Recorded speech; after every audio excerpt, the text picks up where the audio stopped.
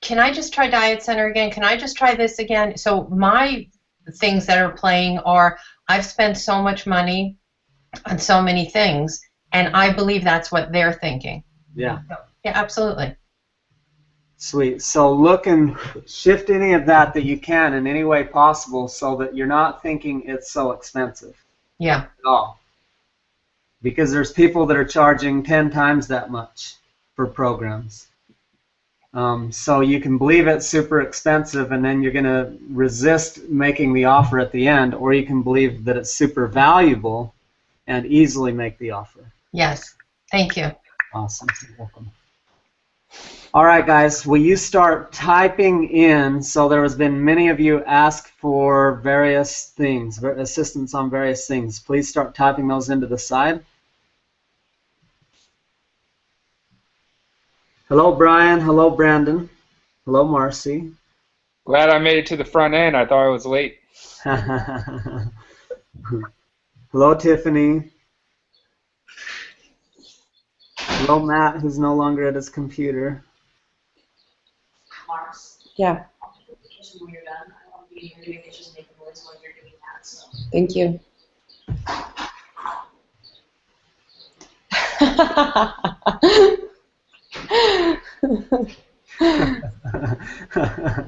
Get on my porch. I had a nice experience with my dog today. I was just walking her, and she got away from her collar, and this lady came out. She's like, "That's why you put a leash on her." And I hold up my leash. I'm like, "Yeah, I have a leash." And she's like, "You're supposed to keep it on her." I'm like, thank you. That's amazing advice. Thanks for the feedback, smarty pants.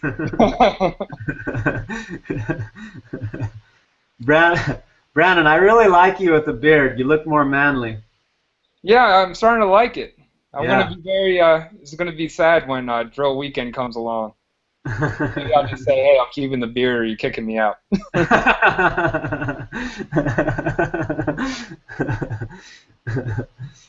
Awesome.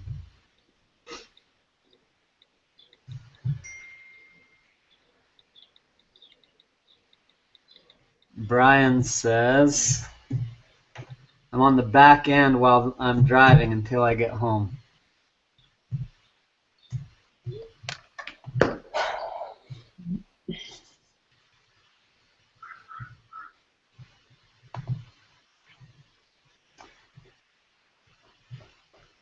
Jonathan, will you pull up the group 1 and group 2 messenger threads? And just bump them. There we go. Thank you. Oh, you can only do 1, huh? Because you're not a part of 2.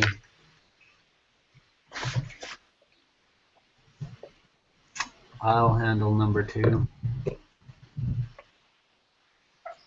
Marci, do you have anything that you specifically want to cover today, or just want to go off of what they request? Well, what I was tuning into from looking at some of the posts of challenges was time. I thought maybe Einstein time and some suggestions around chunking time, or really looking at how do you create that flow of time. That was one of the main things that came up for me from just lots of people's stuff. I think definitely what would really serve a lot of people is what Jonathan's tapping onto, which is you know, the 4 pillars and integrity, because I know we've like gone into that tiny bit sometimes, but not super deep. So 4 pillars of integrity and Einstein time. Awesome. Thanks, Julie. I just got out of the shower. I showered for y'all.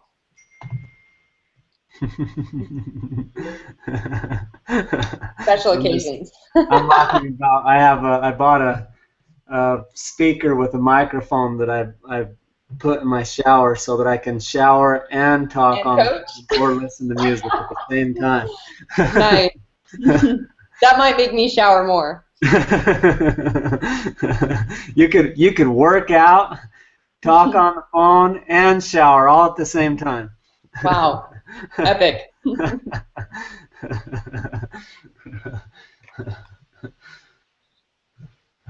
All right, let me read through thoughts as well. I just haven't created time to type them up yet. I think it'll be very helpful. Cool. Would love to see you share that, Jonathan, with her.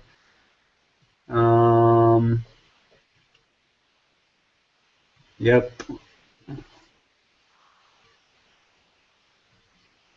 Impeccable integrity worksheet. More teaching around that. Didn't want you to lose it in my other comments. Looking gorgeous, Marci, from Julie. Oh yeah, that's what you were already talking about, huh? Yep. I'm not into two tears. I'm a stinky man. Okay, Marci, do you want to just roll and teach them everything on your mind around it while I pull up some of the worksheets, and then I'll wrap up whatever you don't cover?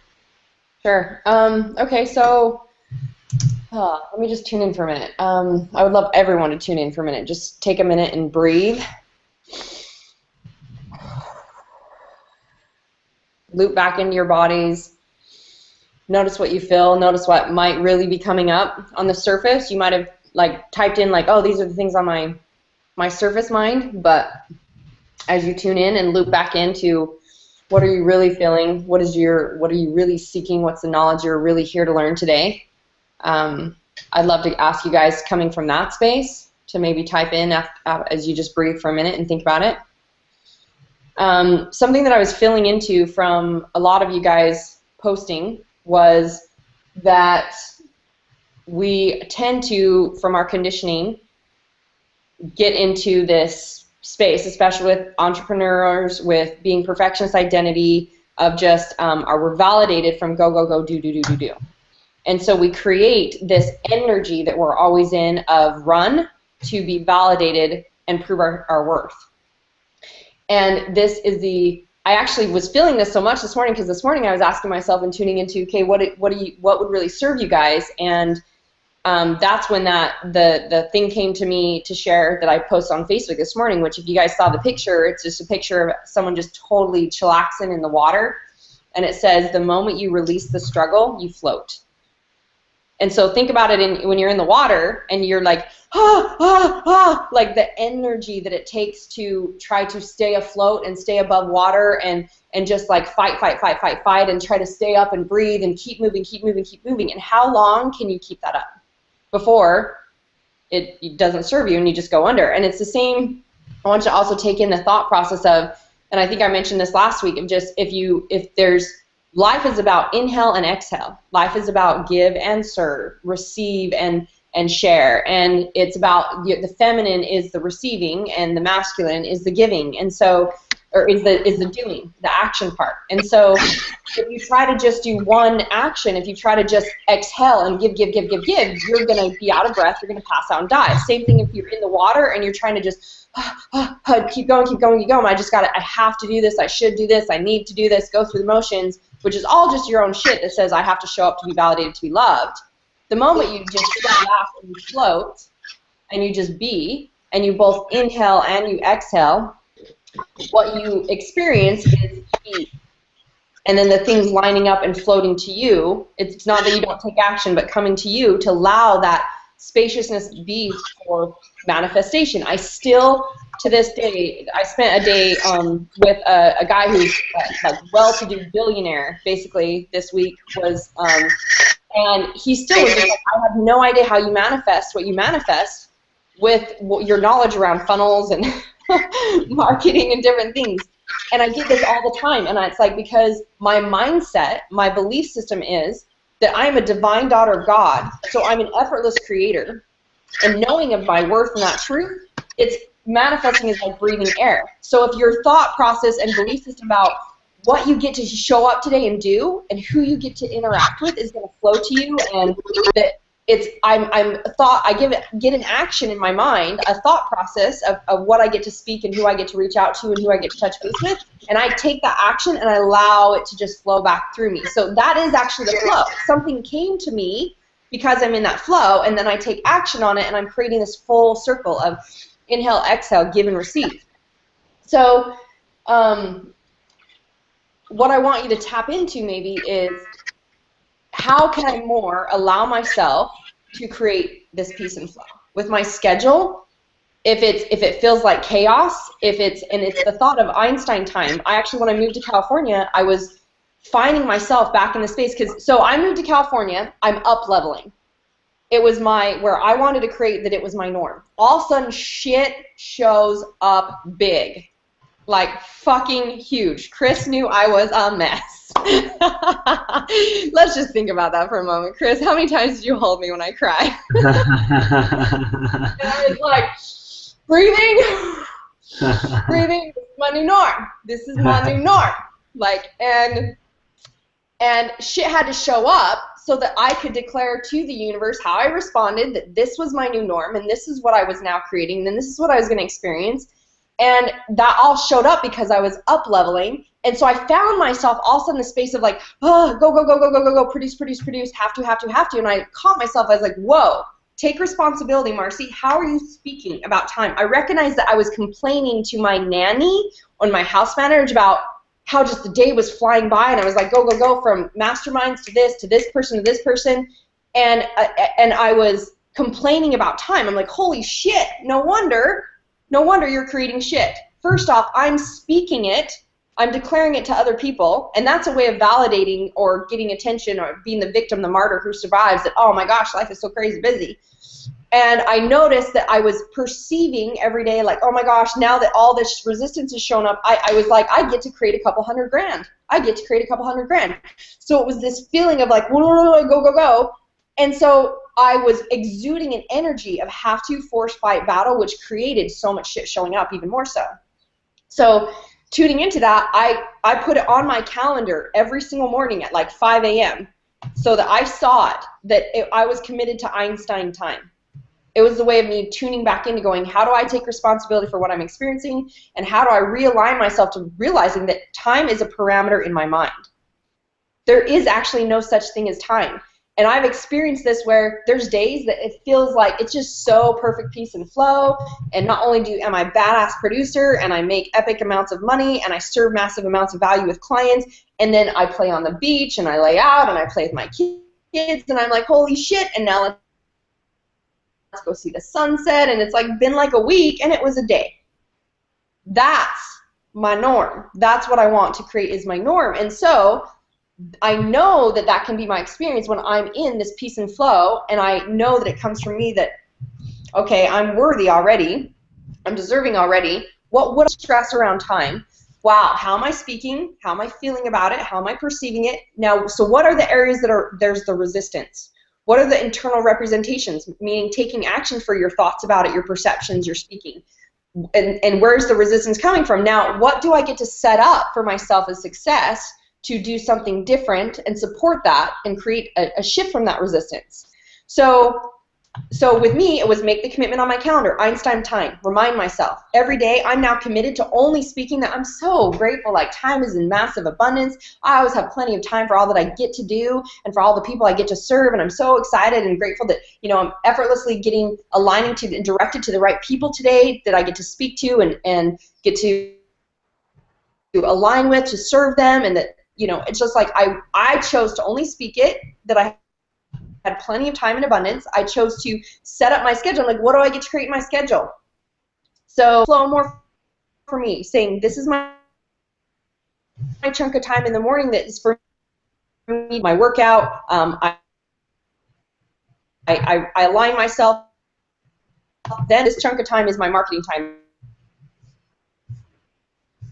And my relationship.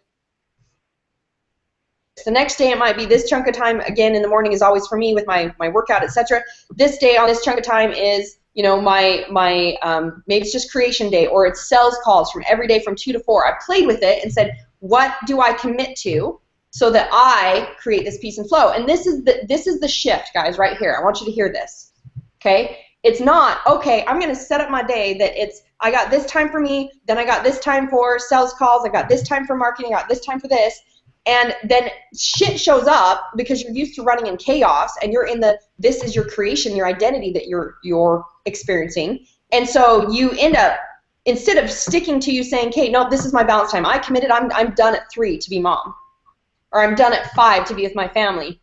And you end up going, oh, well, so-and-so wants to talk to me, and this happened, so I'll schedule that, and I'll schedule this in, and I push this off, and I do this, and you decide to disrespect yourself and continue in the creation of chaos instead of declaring firmly, what would I get to let go of today? Or what would I get to do to ask for assistance? Or what else can I create that allows me to be in peace and flow? If I schedule too much on my plate, this is just reflection for me and feedback that I'm still taking on too much, or I have an expectation that might not serve me. What else do I get to do to create more peace and flow? And as you go about this every single day, you get to align your schedule to being that peace and flow and being like, what does serve me? How do I set myself up for support and success? Okay?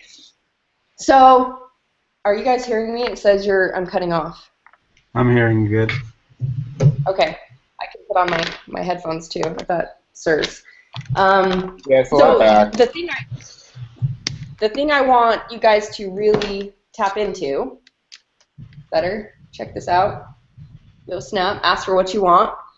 The thing I want you guys to tap into is how you choose to respond is going to be what you create and experience. So if more shit shows up with your schedule, it's just great feedback of what else do I get to do to align my schedule to be peace and flow. Is it try sales calls every single day like a motherfucker for 2 hours?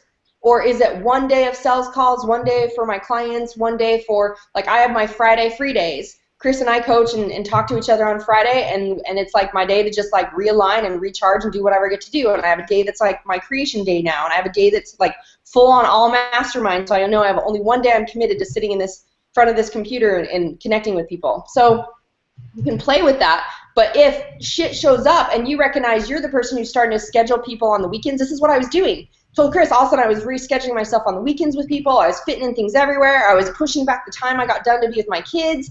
And instead I was like, wow, I am the one who's creating that there's resistance with people coming into my life as far as like instead of effortless sales. And there's resistance with me feeling balance and peace, which then I got done and I was not at peace to be with my kids. I was a shitty ass mom who was like overwhelmed and anxious from running all day that instead of like aligning to what worked for me. So it's a declaration of how, and hear this phrase, how you love yourself, or you are the world's best example basically of how to love yourself. You are the world's best example of how to love yourself. So how you're showing up for you and the design of your day and what you're believing you deserve and are worthy of is what you're declaring to the universe and you're asking for more of.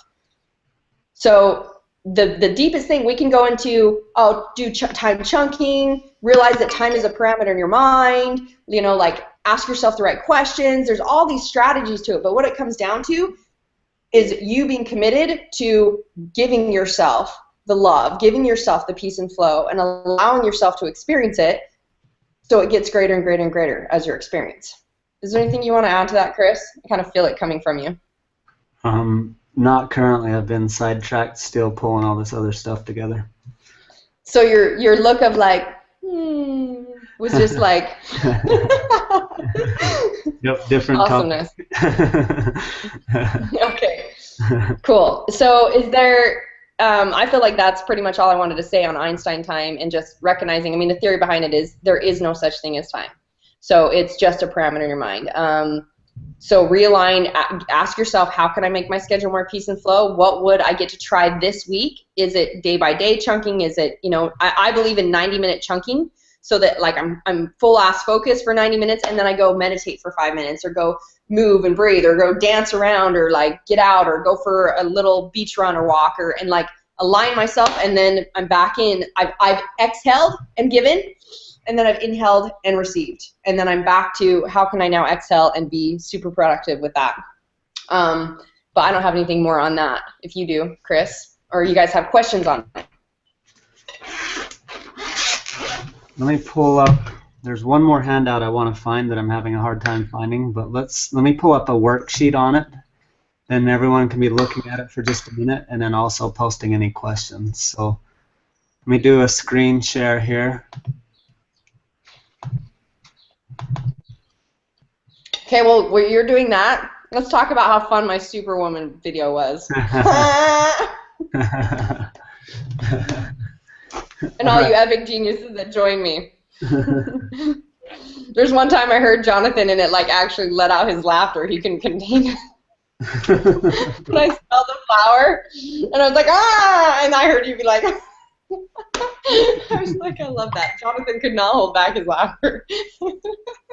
Yeah, that was fun. Yeah, my resistance people were good, huh, Brian? You were probably hiding.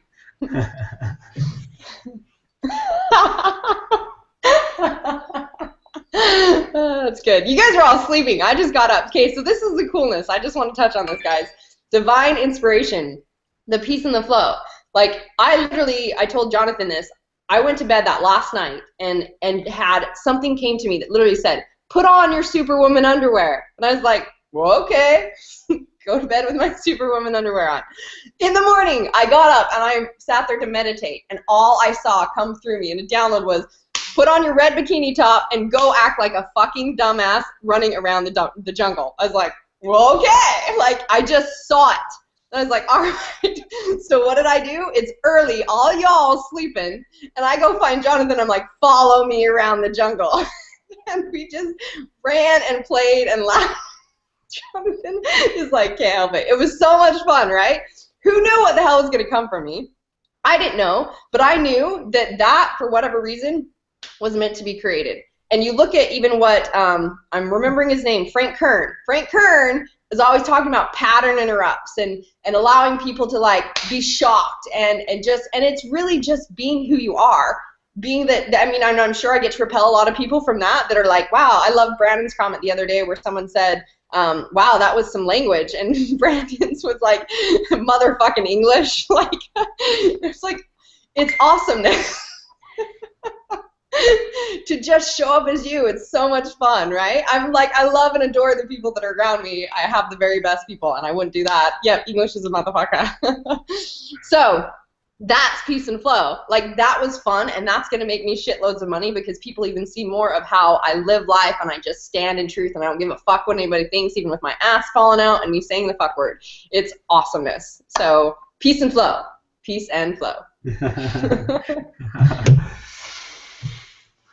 Awesome. Okay, so when it comes to time management, you guys are seeing my screen, correct?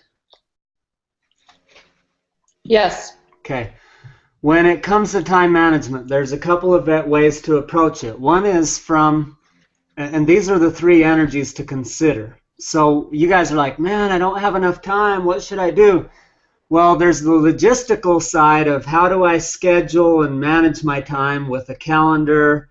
And, you know, it's on the Newtonian level. It's like, you know, I need a calendar system.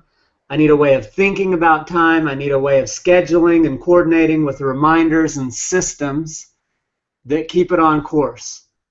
So that's the logistical side of time management, but the energetic side of time management is a whole nother story. And it's something that's always looked over. Like everyone who teaches time management is always just teaching you the logistical side, which doesn't mean jack shit if you don't manage your space. All time shortage is simply actually not a time shortage at all. It's a space shortage. You're not lacking time. You're lacking space. So what do I mean by you're lacking space? You're lacking space within you. You're lacking space, and because you're lacking space within you, you're lacking time because your outer world is a reflection of your inner world. So I'm going to expand even further. So imagine it's nighttime. Close your eyes and imagine it's nighttime, and you look up into the sky, and it's dark outside. What do you see? You see stars. Well, have you ever paid attention that there's actually more space in that night sky than there is stars, but that you're just infatuated with material objects because you're a material being on a material planet having an earthly experience? And so you become completely infatuated with objects and stuff and mass. But there's more space up there than there is mass. So when we look at mass, so you look down here, there's mass, and then there's energy, and then there's space. This applies out in the universe on a macro scale, and it applies down on a cellular level in a micro scale as well. It's true across the board. It's principles that govern life, outside of us and inside of us. So there's mass, that's like our physical body, what we can touch and feel, it's all the physical things. Then there's energy. Einstein said, you know, everything's just energy. So first Isaac Newton came along and he said, what goes up must come down. You know, he explained basically gravity and the laws of physics. And we operated in life from this mentality of the laws of physics. And the majority of the world still operates from a mindset and an operating system, a way of processing data and information that comes into our mind based on this era, the Newtonian era of mass. What goes up must come down, etc. You know, every action has an opposite and equal reaction. If it can go wrong, it will go wrong. That's a different, not Newtonian, but it's the same type of Newtonian understanding of mass and our relation to the physical and the material stuff. Then if we consider on a grander scale, we start Einstein and we start to invent microscopes that can look at material objects that appear to be solid. And when we look at that wood or that rock or your skin or anything, we discover actually, wow, it's not actually solid. And at Einstein's time, what they believed was, well, it's all energy and it's mostly space. Just like when you look up in the sky, it's mostly space with a little bit of stars. When you look down through a microscope on a cellular level, we find the same thing. What we think is solid appears to be mostly space, with a little bit of solid things that look about like stars as well, which we call the nucleus of the atom. Well, back in Einstein's time, they said, yeah, actually it's mostly space, but the only thing that's solid is the nucleus. Well, shit, now quantum physics in today's world has more powerful microscopes, and they've looked even more closely. Now they're looking at the nucleus of the atom and zeroing in on that, and what they're finding is it's not solid either. It's still mostly space. So no matter how close they look and no matter how powerful our microscopes get, it's all mostly space. And in fact, when you dive into quantum physics, and if you haven't watched the movie What the Bleep Do We Know, watch it and pay attention to this, both from a time perspective and from a manifestation perspective and what it takes to create what you want in your world. Because what they find when they look at the nucleus and the atom and all of that, that actually, as far as they can tell, the shit that they're looking at in the microscope only exists when they look at it. When they stop looking at it, it appears that it stops existing because like when they look at it, they see tracers and it disappears and then it comes back. It's like in existence, out, in, out, in, out. So it's basically scientific proof that all of this is an illusion. Like all of this is a holodeck. It's basically a figment of our imagination. So back to the movie The Matrix. All The Matrix was showing us a very inspired movie. If you haven't watched it for a while, I recommend you watch it again and pay attention to the principles that are demonstrated in it because they very much apply to you. You've been conditioned and programmed to believe that you only have this amount of time and you can only do this much with your life and there's only this much available, and that, you know, you just go through the motions and then there's only so much available to you and that's it. Well, as Neo wakes up to the possibility of something more, he comes to realize that he doesn't have to be slow. He doesn't have to just walk. He can be faster than bullets and he can fly. I don't find that to be unbelievable about any of us. So let's take this back to time management. If we look at time management, and when we're looking at time management, it's really not about time management. It's about manifestation and creating what you want. It's about thinking that you don't have enough time to create what you want, which is simply a result of not creating enough space within your mind to easily manifest what you choose to create. Instead, you're filling your thoughts with lots of busyness. You're filling your calendar with lots of busyness. You're filling your life with lots of doingness, and you're forgetting that you're a human being, not a human doing. So let's start to break this down. So we come to Newtonian. Newtonian is all about the material world. So number one, figure out what you think you want is critical. And notice the key words, what you think you want.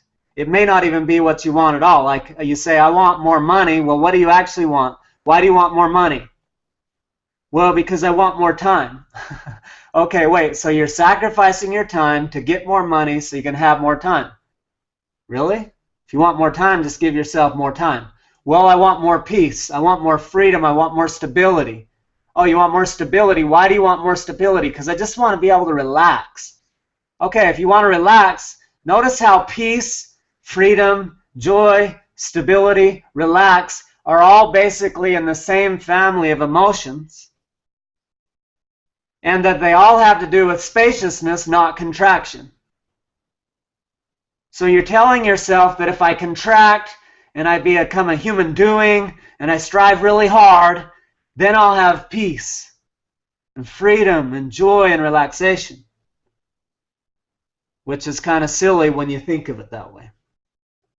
So first, number one, figure out what you think you want. Keyword think you want, because really then you got to look deeper and find out what you really want. Two, let yourself become willing to clear any limiting feeling beliefs that are in the way.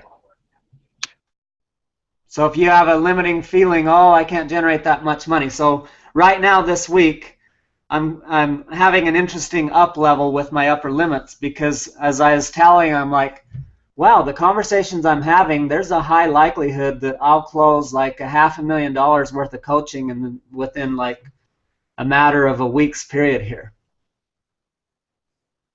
And I've never closed $500,000 in a week.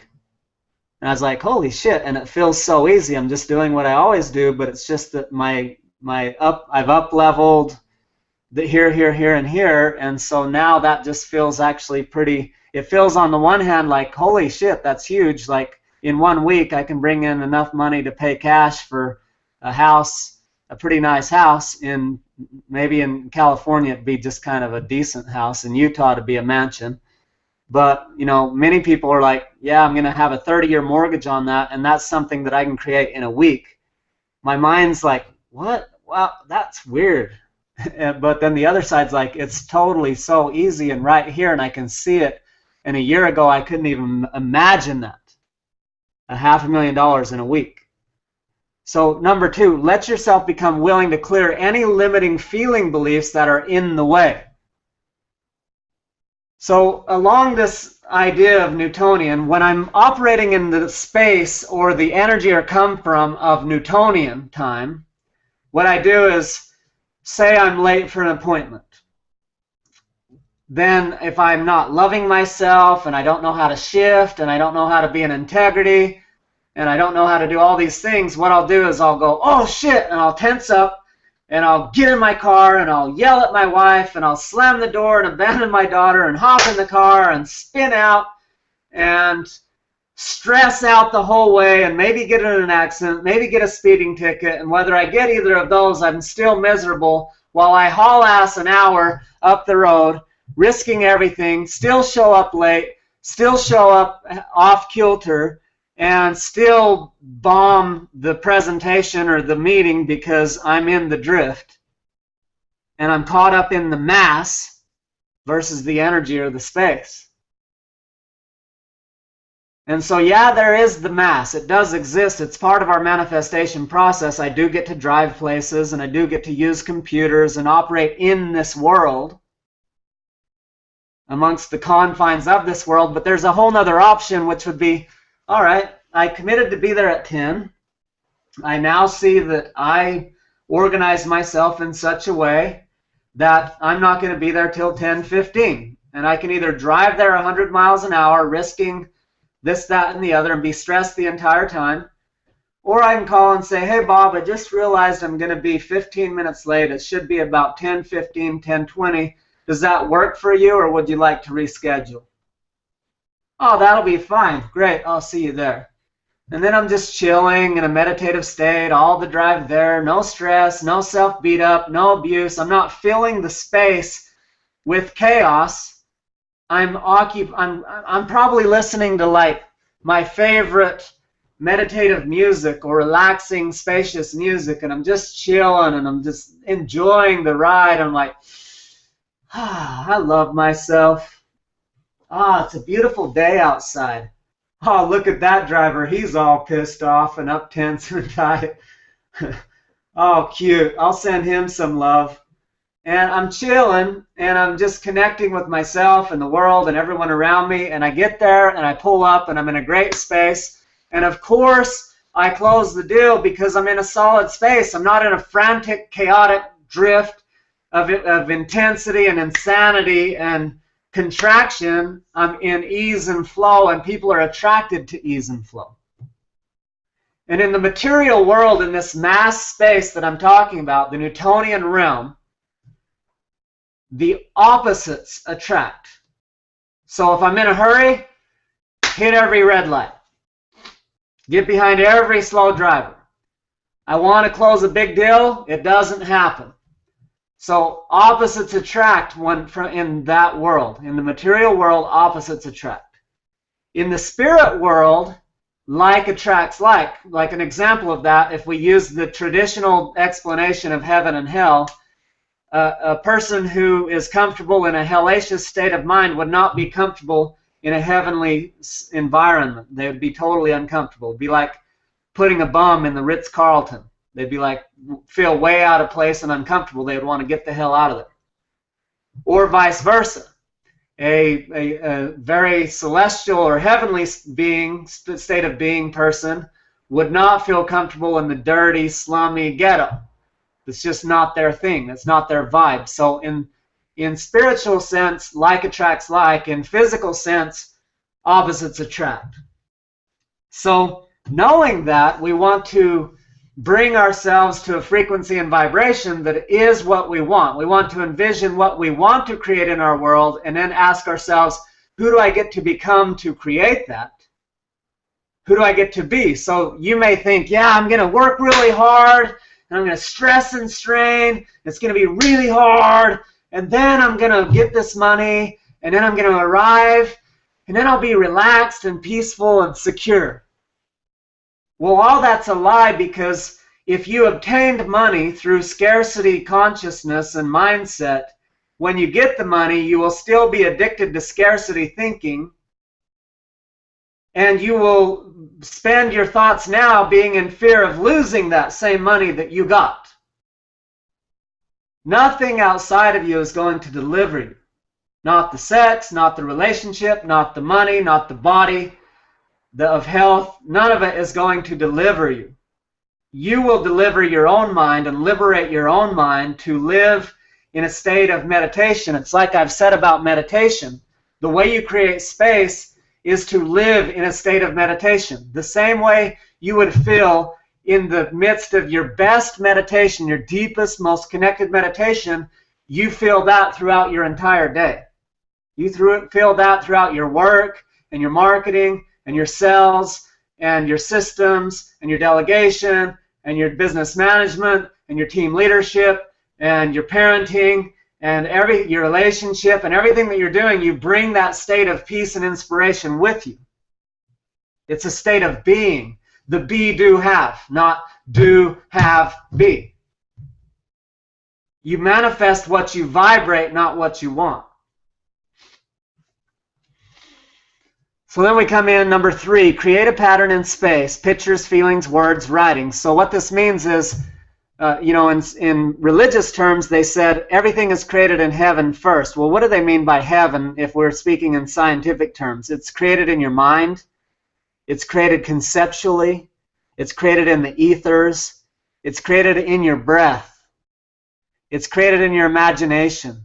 You must imagine it first. You can't create a business if you didn't imagine the business first. You can't create a package for your product or service unless you create the time and space to envision it and visualize it and meditate and receive inspiration on how to do that and how it will meet the need of the client and solve their problem in the best way possible. So we create a pattern in space, meaning in the field of possibility, we know that there's infinite possibilities and potential, and we just say, I wonder if I combine this, this, this, and this, what it would create. Just like this program we're in right now, this is years of wonderment and combination and gathering of resources and knowledge on human performance to bring all these together, and this was envisioned before it ever became a reality.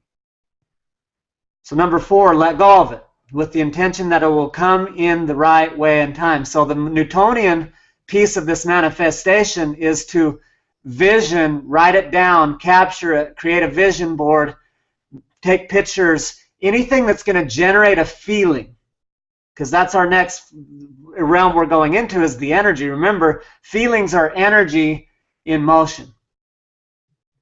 So if you don't have enough time, add more space. Meaning sometimes that means clear your mind and commit to being in that meditative state. Sometimes it means identify the 90-day targets and the objectives that you've set out to accomplish, and then identify what will I feel when I accomplish these things. And then commit, instead of waiting until you accomplish those things to feel those things, commit to feeling those things now. So if you guys want a powerful experience around this, go back to your 90-day targets. Go to each of the 4 sections, your body, being, balance, business, or your health, your relationships, your spirituality, and your finances. And by each one of those, write down the core feelings that you want to feel in relation to each one of those 4 areas when you accomplish that target. Is it peaceful? Is it happy? Is it fulfilled? Is it free? Is it, turned on? Is it alive? Is it whatever it is? Write those down and identify those. And now that you've identified it, just let it go. Let go of attachment. It's not about striving. It's not about stress. It's not about strain. It's not about suffering. Those are pulling against yourself. It's like strapping a yoke on and making it hard for yourself versus just identifying, this is what I want. Perfect. This is the game plan on how to get there. Perfect. All right, now let's put this aside and place our main focus and attention on being how we hope and intend to be and feel when that is accomplished. I will be that now instead of waiting. Instead of saying, I'll reward myself with feeling this way once I get there, why not fucking enjoy the journey and choose to be that way now? And by being that way now, you're enjoying the benefit now, which automatically attracts what you want to you. Now, instead of rushing around like a chicken with your head cut off, trying to pull it all together, you create a spacious life, a spacious way of being, a high frequency and vibration of ease and flow, of joy. And you easily create everything that you want in a day. And you automatically attract to you bigger deals. So instead of rushing around and closing all the tiny deals that suck and require struggle, you ease around and close big deals that are easeful and more fulfilling. You're playing and vibrating on a higher level, a higher frequency, therefore you're attracting a higher level in frequency. So number 4, it says let go of it with the intention that it will come in the right way and time. So don't be just like, if you're in the sperm energy, remember I talked about the sperm and the egg. The sperm is like, only one can win, and it's swimming like crazy and doing, just really striving hard. And the egg is just chilling, like, oh, I need to do nothing. I'm just going to sit here and wait and receive. There's nothing to worry about. So know those 2 energies. Be comfortable with both. But while you're doing, even if you do choose to do sperminess, because it has its purpose, bring the egg energy with you. Be the sperm that gets there not because he stresses and strains and struggles. Be the sperm that gets there because you're in ease and flow. And while all the other ones take the wrong path and get hung up and whatever, wear themselves out and self-destruct. He's just like chilling. He's like meditating. This would be a good picture. Show a sperm like in a meditative state, just chilling his way and getting there because he's utilizing his energy effectively and being inspired on where to go and how to get there versus, being frantic and destroying his own object and design. So number 4, letting go of it, not being attached to it is critical, because if you're attached and you're basing your well-being, this is relevant for Mr. VK, when you're super attached and you're basing your well-being and your self-worth on this, and then when you don't accomplish it, then you're like, screw it, I suck, I just as well give up. So instead of that, if we'd say, no, I'm not doing this so that I will love myself. I'm doing it because I love myself, and I'm enjoying the journey and the process and the learning, and I love myself now, and I choose happiness and peace and well-being right now. Then we can move into the energy and the space of the thing and easily manifest, and we can set up our days to be enjoyable. This is why when you look at my calendar, there's plenty of time and space for me to work out. There's plenty of time and space for me to meditate and connect with my wife and with my kids and with myself, and still fulfill powerfully on my coaching and setting up. So I put limits. I don't just say, however many people will pay me, I'll take them on. I say, nope, I'm going to have this many groups, this many one-on-ones, and I'm not taking any more, because my well-being and my spaciousness in my world is not worth the income that the chaos can bring me. If I do hit that limit where I'm like, okay, I've reached this limit, I'm working all that I want, but I still want to make more money, then I'd say, okay, it's time to raise my prices or redesign my program so that it's scalable, so that I can continue to make more money without working myself to death, always looking for that end. So number 5, be prepared to correct and slip into, which means, sure, I made a game plan, and sure, I made a goal, and cool, but I may find on the way that as my viewpoint improves, I actually want something different than what I thought I wanted. And I may find that there's a better path than the one I set out on in the first place. And so rather than being attached, a lot of this message in the Newtonian world is know what you want, know what you desire, choose to have that, allow yourself to have it, open to receiving it, head in the direction to getting it. Make the commitment, make the game plan, write it down, hold the vision, but then let go of attachment.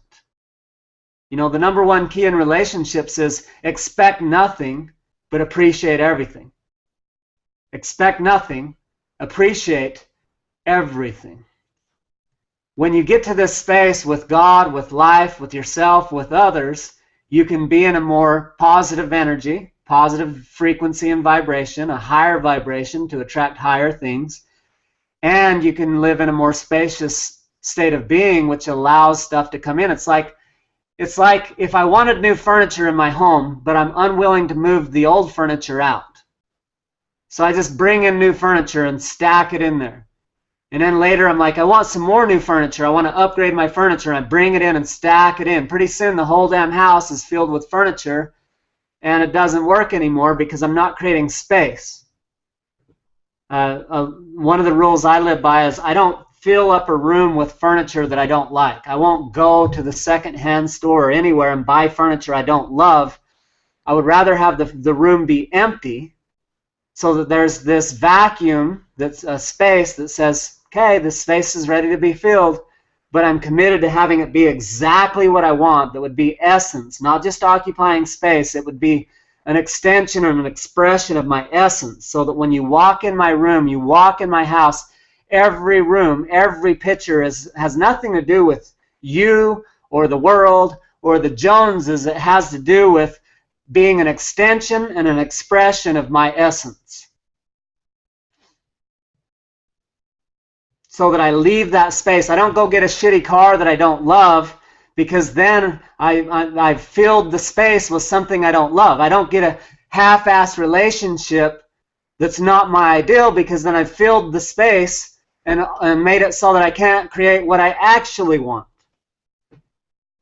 So I'm allowing space on the external world and in the internal world. And they both manifest and reflect each other. So create space in your world by throwing away all the shit you're not using in your house. Throwing away and giving away all the stuff that isn't serving you right here, right now. If you're not utilizing it and leveraging it to serve you or others, it gets to go, including every clothing item, every office tool, every garage tool. If you haven't used it in the last 30 days, it's better off to be serving someone else. Find a way to leverage it and put it to work, or else give it to someone else so that the energy of that can be moving and serving and exchanging value somewhere, not sitting as wasted potential. All of those wasted potentials are energy blocks in your world, in your space, in your environment. Okay, so now we go into Einstein. We move to the next highest energy and realization of how life actually works, which is energy. It's all energy. It's not actually solid. It appears to be solid. We interact with it as if it's solid, but the truth is it's all energy. It's all vibrating cells and atoms and particles that are vibrating on various frequencies and various combinations that create various what appears to be reality and physical things. So rule number one, and this is around relationships and emotions. So energetically, so in the Newtonian realm, when we're talking about manifestation, we're talking about money, jobs, cars, houses, etc. In the Einsteinian realm, we're talking about relationships and emotional issues. So how do we clear up our relationships to free up all the drama that exists in our world, to free up the energy to easily manifest what we want? Because if you're occupying 50% of your time, if you're at work and you're thinking, oh man, my relationship sucks, or how am I going to create my relationship, or you have a miserable relationship with yourself, or if you spend half of your time on the drama triangle in your own mind, worrying and dissecting yourself and trying to figure out your worth and analyzing life and yourself and the world and if God really loves you. I just thought of a joke. I always got to throw in a joke. Did you hear about the agnostic? Let me see. The agnostic. He was an insomniac and an agnostic. He stayed up all night wondering if there... Oh, yeah, he had dyslexia, insomnia, and he was, what did I say? Not atheist, but what's the other term? Agnostic. So, yeah, so the joke goes, did you hear about the agnostic, dyslexic, agnostic insomniac? And they're like, no, what? You're like, yeah, he stayed up all night wondering if there really was a dog.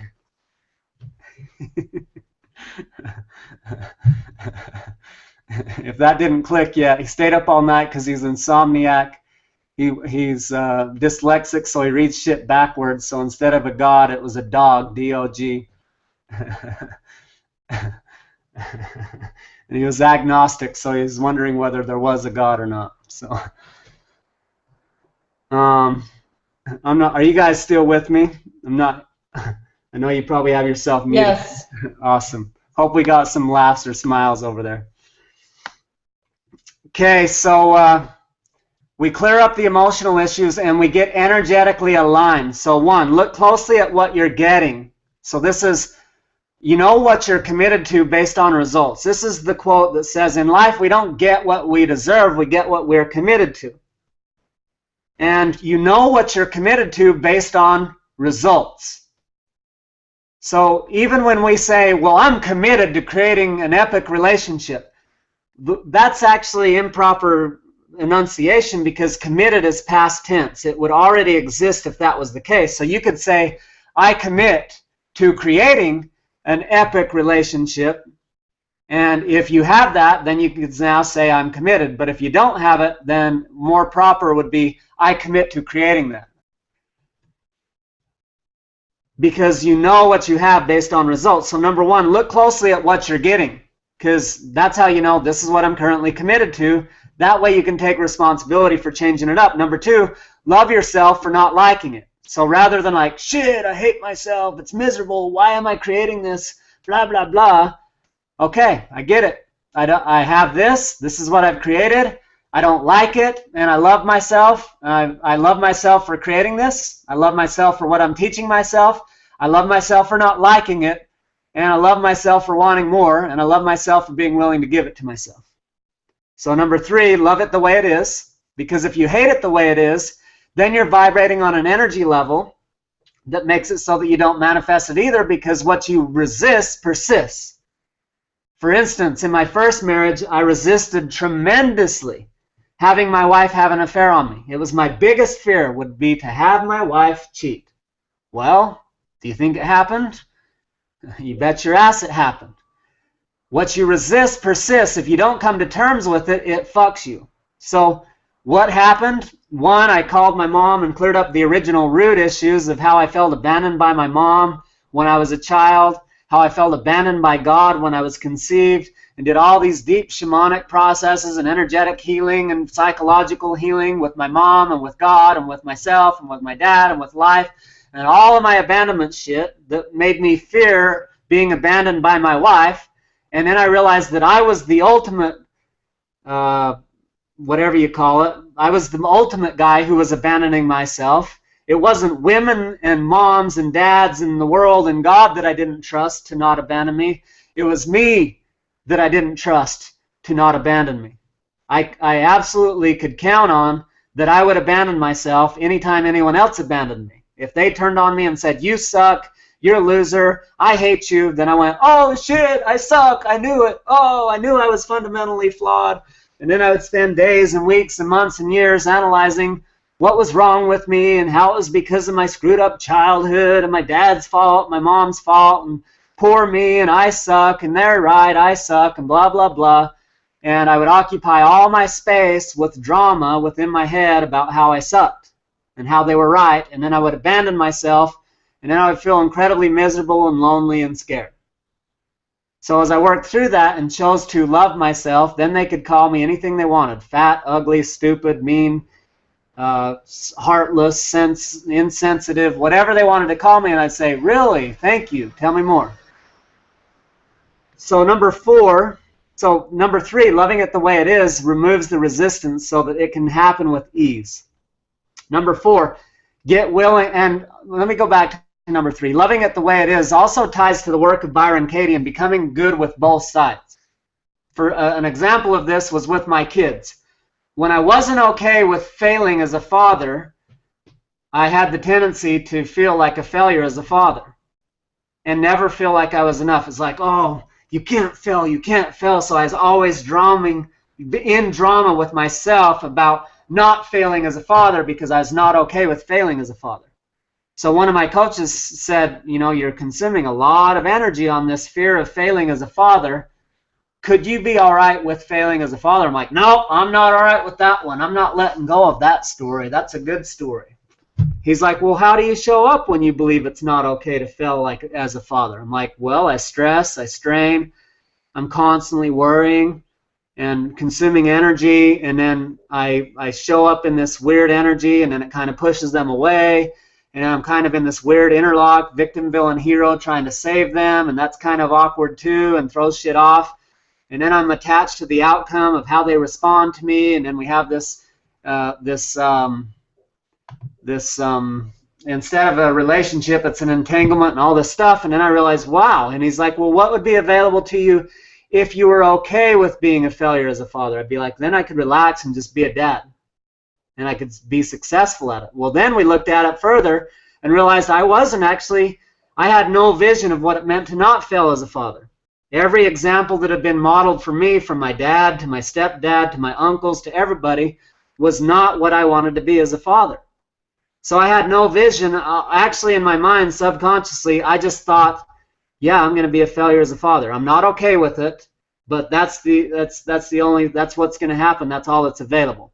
So becoming okay with both sides. I'm okay with being a failure as a father. I'm okay with not being a failure as a father. Then I could release all the energy around that and just show up and be, and which allowed me to be an epic father. So number 3, loving it as it is. Number 4, get willing to get the message or lesson from the way it results for the purpose of seeing current vibrational levels of intention.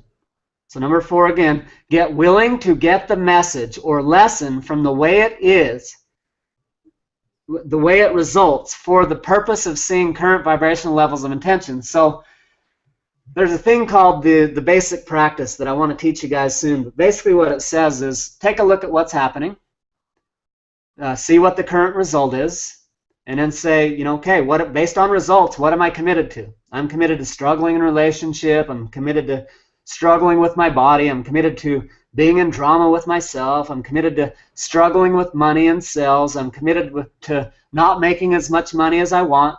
Based on current results, that's what I'm currently committed to. So if that's any of those are the case, whatever the results are in your world right now, that's what you're currently committed to. And then say, cool, can I enjoy this experience and the learning opportunity to look at it and see, what am I vibrating? Who am I being? How am I being? What am I doing that's creating this? And who do I get to be? And how do I get to change my vibration, my doingness, my way of being that is creating this? So it becomes a game of up-leveling, not a stressful reward myself when I get there. And then number 5, keep expanding in love until it shifts and you're open. When you expand into love and the issues shift and you keep mastering the skills that we're teaching you about shifting your state of being, about approaching life with new skill sets and new mindsets and up-leveling your environments, then you create that space constantly to allow the world, and even in your breath, I teach you guys how to breathe what I call the yes breath, where we're breathing and expanding, and as we're breathing, we're saying yes, even with our body. My body's saying yes, my head's rocking up and down, my body is expanding in and out like the flow of the ocean.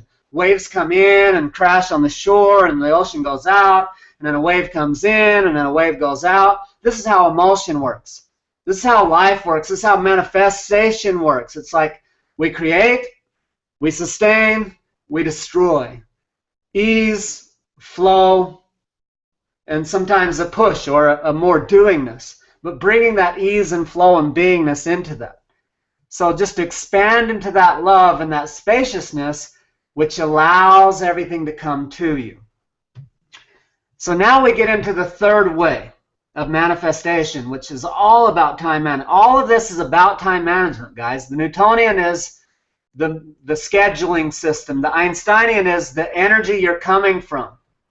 Generating, instead of scarcity thinking and thoughts around money and clients and your business, creating a life of ease and flow that you actually love and enjoy. That the entire process is as easeful and pleasurable as playing a video game.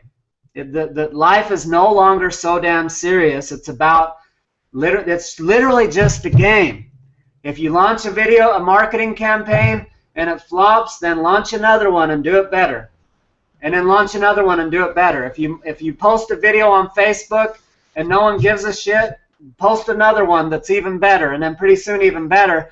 And in a few years, you'll look back and say, ha, look at those first videos I did. I was so nervous and I was so elementary, and wow, look how awesome my videos are now. It doesn't matter. It's simply a game. It's just as trivial of a game, all of it. The money that we think is life or death. Notice you've never died. Notice you've always had what you needed. Always. That your track record of getting through shit is 100% to date. Literally, think about that for a minute. Every time you stressed and strained and worried that you would not get through what you were experiencing, you have made it 100% of the time. Otherwise, you're not here. You've made it through every relationship issue, every addiction, every bill issue and money issue and struggle you've ever had in your life. You have survived that and made it through it successfully. Otherwise, you're not here right now. So you have had a 100% success rate of overcoming obstacles and struggles. So, third way, this says, tends to draw relationships and things that support your highest evolution. It's not just giving you what you think you want. You're getting what you want and what you need, and it is aligned with your highest and best growth and expansion in evolution.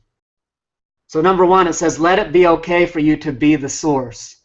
Stop blaming anything and everything outside of you. Just be the source. When you're uptight and you're stressing and you're freaking out about anything, whether it be someone not responding to you, whether it be shit not going the way you hope it would go, whether you don't have the money you wish you had to pay that bill and the mortgage person's calling you and freaking out on you, can you just be at peace through all of that and allow your peace to guide you and navigate you through the minefield? Or are you going to choose tension and drift and drama and all the old patterns all over again so that you don't create what you want, other than you create more stress and struggle?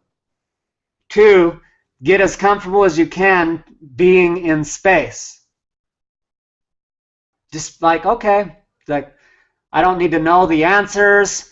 I used to rest my security in knowing the answers and defending my answers, and like I knew it all, and I just had to defend that, and that was my stability. Now it becomes important in this stage to become comfortable in the living life in the question versus living life in the answer. Like, interesting, I've been thinking this, and it's generating this, and I wonder what I could think differently that would generate this other experience. I'm currently committed to this. So obviously my answer hasn't been generating the result that I want, so I wonder what other answer and what other question would be more powerful to generate what I want to generate, and how can I be in a state of peace while I wander into this and generate not only the solution but take the action from that meditative state, remembering that meditation isn't sitting in your room in the perfect posture meditating. That's meditative practice. True meditation is when we bring that state of being from that meditation into our doingness, into our world, into our creative space. Number 3, keep opening verbally and non-verbally to what is. So just keep speaking about and exploring and wondering what is and what do I want, and being at peace with that and being realistic about it and acknowledging what is, not doing just positive thinking like, I'm a millionaire, I'm a millionaire, I'm a millionaire. And in your mind's like, bullshit, look at your bank account. Instead, like, okay, currently I'm committed to being a 100,000-aire, and what I'm committing to is being a millionaire. And okay, what's my game plan? How do I do this? So I got a message said back-end video just crashed. Are the rest of you still live? I'm here. Yes. Okay, great. Hopefully back-end video pulls back up. Where was I?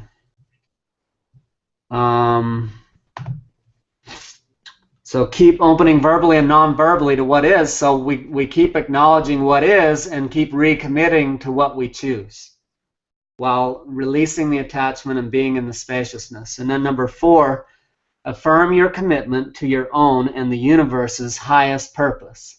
So a religious person might say, what God's will, not mine be done, right? Which is basically saying, I realize there's a whole ton that I don't know, and there's a bigger picture that is obviously more inclusive and bigger and better than anything I can even imagine. And yeah, I'm a part of this creative process. I'm not a victim waiting for a handout for God or Jesus or anybody or anything to deliver me.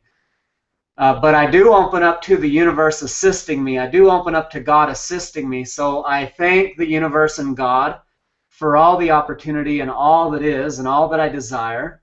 And just by the act of thanking them as if it is now, I open up to the possibility that it is now, and then I vibrate that it is now, and then I attract it to me. And I start to see the creative process as a co-creation, a dance between myself and the universe, or myself and God, saying, God wants to express himself through me. And I want to express myself as me, as a separate individual. So it's like me being part of God, but separate from God. That I'm the wave in the ocean. The ocean is God, and I'm the wave, and I'm just an expression of God, but I could never be separate from God. I couldn't just be the wave separate from the ocean.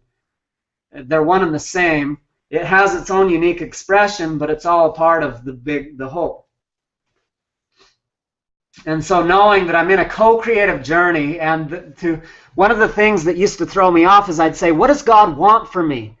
And I started to ask him, God, well, what do you want from me? And he'd say, well, what do you want? I'd be like, no, just tell me what I'm supposed to do. He's like, well, what do you want to do?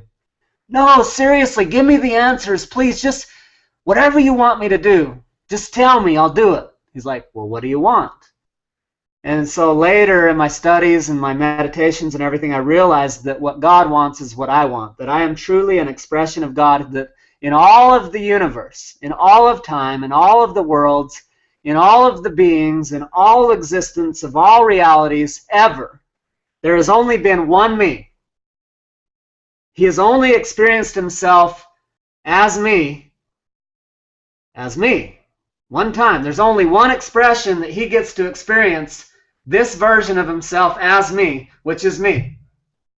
So he doesn't want me to be Jim or Marci or Garrett or Patty or anybody else out there. He wants me to be the best me. He won't say, I die, and he's like, how come you wasn't more like Bob? If anything, it'll be like, dude, how come you wasn't the best Christopher could be? I sent you to be Christopher so that I could know me as Christopher, and you spent your whole time trying to be Bob. Like, dude, just be you. Follow your desire. So, guys, the key message there is know what you desire in your heart of hearts and go there. And when you just get higher in the mountain and discover that there's something else you actually desire, it's not that you are bad. And don't be so scared of the mistakes. Like at one point, I thought I desired drinking all the time. Well, that wasn't a mistake. It wasn't a failure. It's not a bad thing. It was so damn perfect. It helped me to realize what I really wanted and what I didn't want. And it helped me to overcome addiction and help so many other people in so many ways. Everything on your journey serves along the way.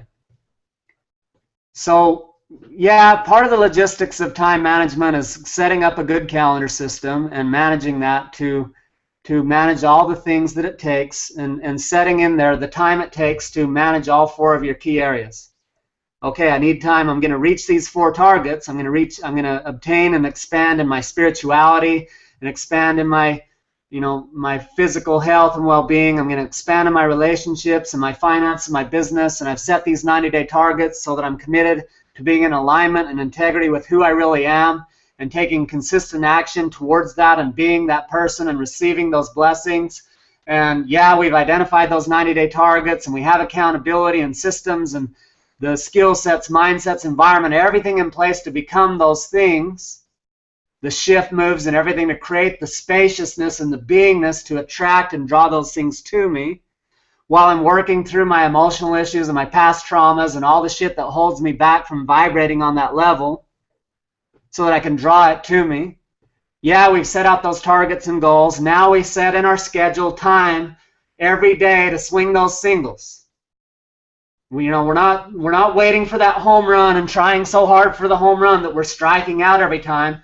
Every day we're taking small and consistent actions in all 4 of those areas so that every day we are aligned and moving forward towards our goals at a sustainable pace.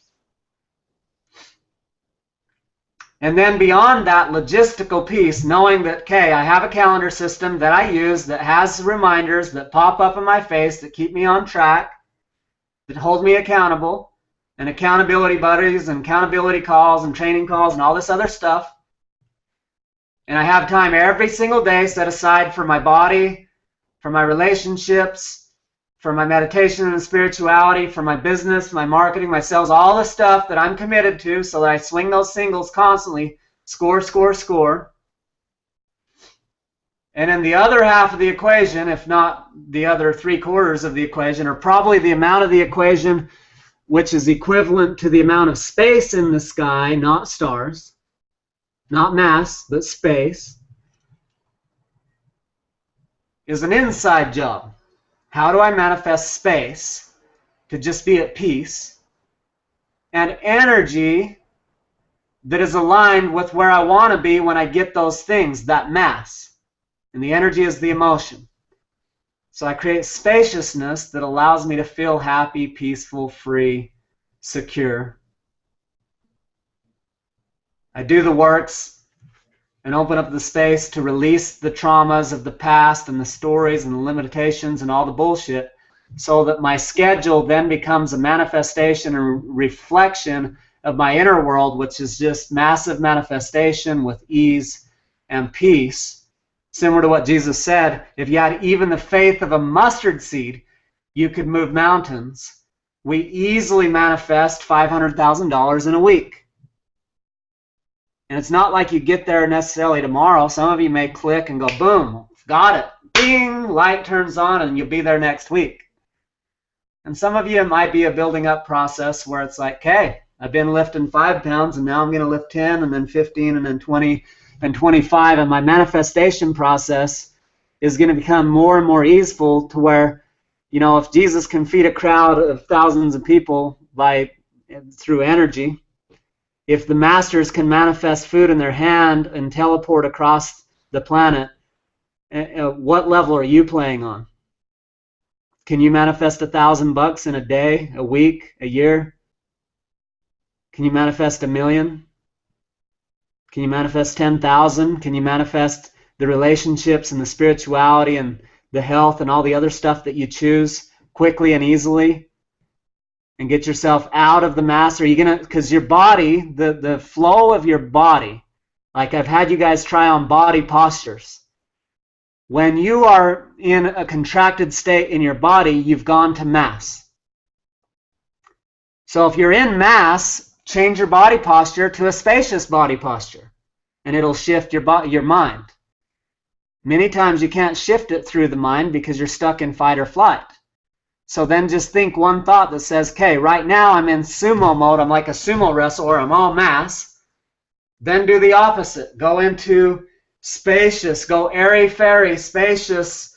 Turn into, like, sprinkle fairy dust on yourself and get all spacious and airy-fairy. Go the opposite. If you find yourself all airy-fairy and lost out in the ethers and zoning out and just pontificating about, you know, tapped into the cosmos and you're not really grounded, get into a sumo posture.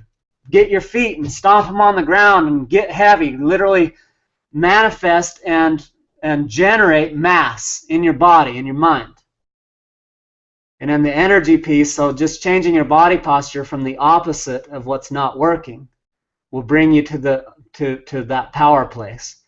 And then go, once you're clear and you're back to your frontal lobes and solving problems and created space on your inside world and outside world, redesign your schedule and recommit to maintaining the emotions that attract to you what you desire. So there's an inside look of the behind-the-scenes psychology, energy, space, mass of what it takes to create space and time in your schedule besides the logistics and the surface level bullshit.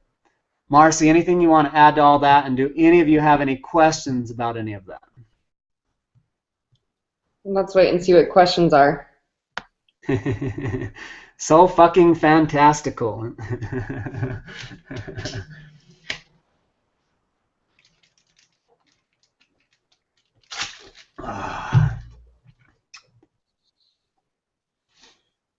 Where are we at on time? We got 40 minutes. Sweet.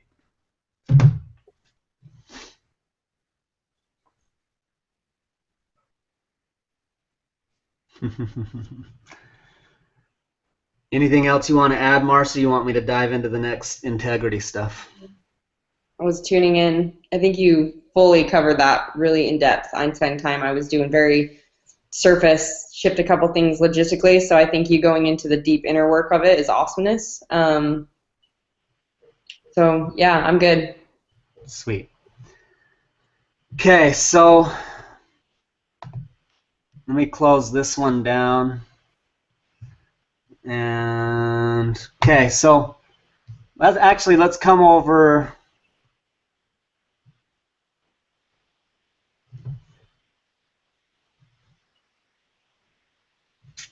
Okay, let's pull up this one. When confronted with integrity issues, happy, successful people, 1, appreciate the message in the messenger. 2, acknowledge the perpetration. 3, find out what needs to be done to fix it. i.e. feelings, communication, actions, etc. And then 4, they do it. Super simple. Someone comes to you and says, hey man, you said you'd do this and you didn't do it. Oh shit, man. You're right. Thank you for telling me that. I totally see how I committed to this, and what I actually created was not that. And I see, I want to acknowledge, I really, imagine you're probably feeling frustrated and pissed off that I committed to that and I didn't keep it. And I want to acknowledge that the way I did that was that I overcommitted myself, and I'm seeing that the pattern I created and the way I did that was this, this, and this. And what I get to do to clean that up and get back in integrity is to do this. And so this is what I commit to, and then boom, do it. And now boom, I'm back in integrity. No self-beat up, no bullshit, no attacking the messenger, no defending, no justifying, no making up stories or excuses, no defending why you said something or explaining or justifying or any bullshit. Just so, wow, thank you for the feedback. Yeah, you're right. Awesome. This is what I'm going to do now. Do it. Super simple. So when confronted with integrity issues, happy, successful people do this. Now, unhappy, unsuccessful people do this. 1, they create a story of non-ownership. Hint, nobody with the possible exception of mom wants to hear why you didn't keep an agreement. Well, I sorry I'm late. I got caught in traffic. No one gives a shit about your traffic problems. What they do want to know is what you're going to do about, what's, something else. Number 2, the unhappy, unsuccessful people ignore it. Oh, you're calling me on being late or not keeping my agreements? I'm just going to ignore that and keep going. 3, misperceive it as an attack on their being and get defensive. 4, as a smokescreen, fire off a barrage of complaints they have been withholding. Hint, while sticking up a 7-Eleven, so in other words, while robbing a 7-Eleven, you temporarily relinquish your right to complain about slow service. So when someone's like, hey man, you're out of integrity. Yeah, well fuck you, you broke your agreement last week. And besides, you've broken agreements before, that's not my, look at you. You're out of integrity too. Versus, it doesn't matter what they do. Are you committed to your integrity or not? So, oh yeah, you're right. Thanks for the feedback. Boom, boom, boom. First steps we talked about before. Number 5, unhappy, unsuccessful people find fault with the way the message was delivered. Well, you could have told me with a nicer tone, or you could have told me in private, or you could have been nicer about that, or whatever.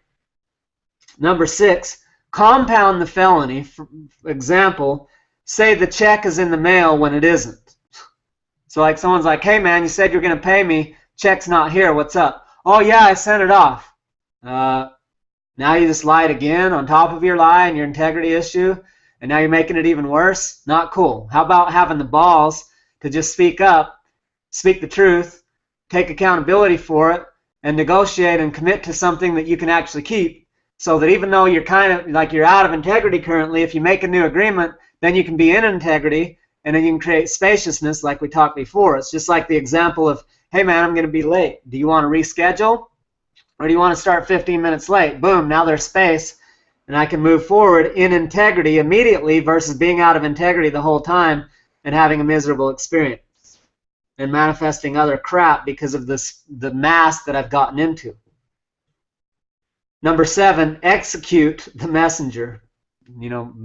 Obviously just turning and completely attacking the messenger. So let me see if I can draw up one more handout real quick. If I can find it quickly, it'd be very beneficial, but I haven't been able to find it so far this morning.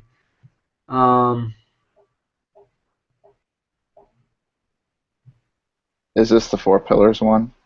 No, I've got that one pulled up. There's a fun one. I'll read it off to you guys really quickly. You won't be able to see it, but I'll just read it off to you. It's a sheet called Mastery, and it says, mastery is the ability to live in your essence, who you really are, while acting impeccably in the world.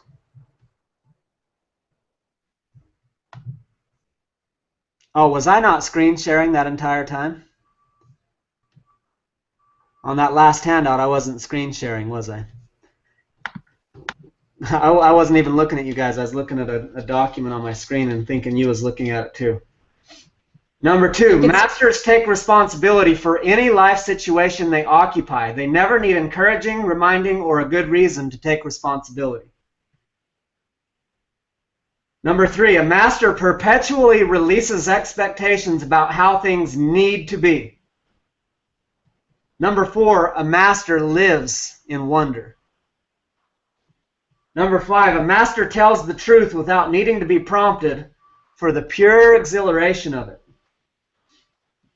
Number whatever, masters get afraid like everybody else. They move through it efficiently by expanding into breadth, spaciousness, and possibility rather than contracting into solidity and entrenched positions. The next one, a master occupies the open space of creative possibility so that people around them are pulled into that space if they are willing.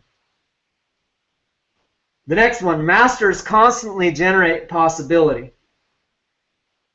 The next one, a master lets go of things that are not working, feels the sadness of loss, then moves on, creating waves of innovation.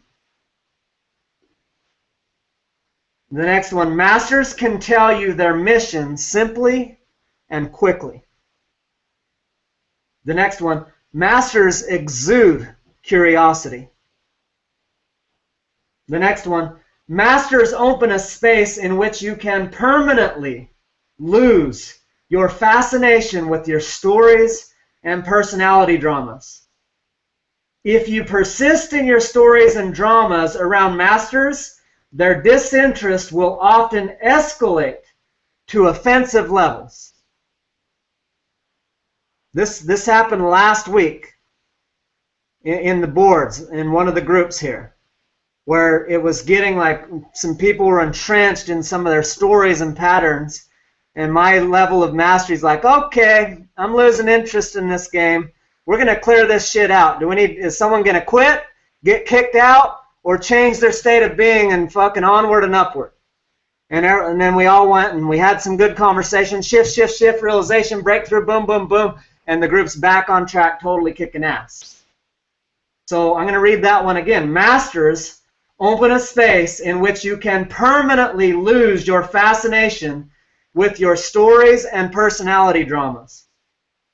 If you persist in your stories and dramas around masters, their disinterest often escalates to offensive levels. Masters ain't nobody got time for that.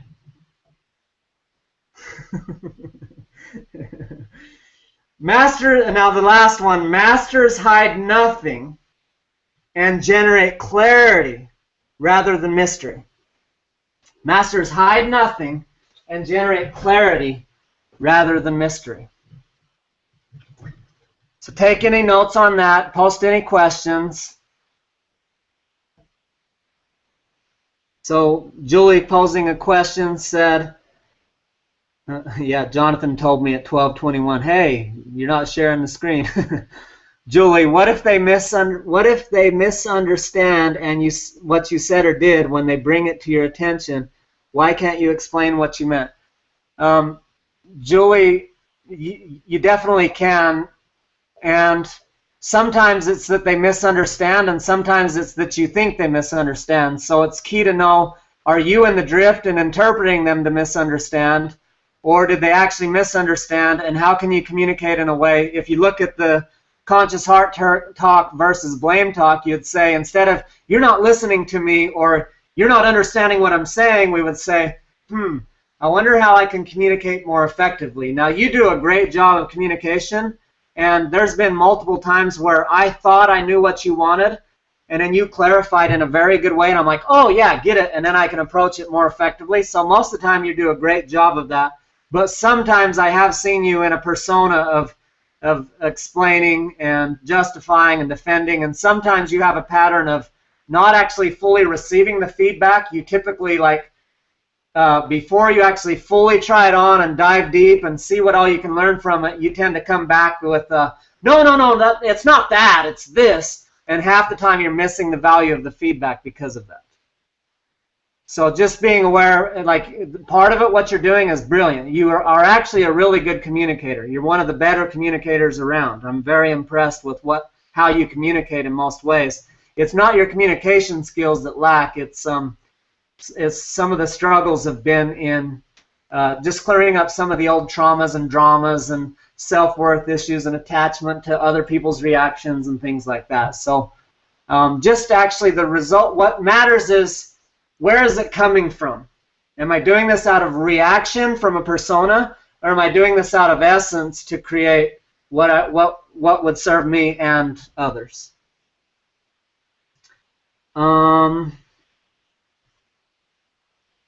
Yes, Jonathan, we can post that in the group. Are you talking about the mastery sheet or the first one I said about when confronted with integrity issues? The mastery one. All right. Brian says, can you do Ain't Nobody Got Time for That in your weasel voice? Ain't nobody got time for that.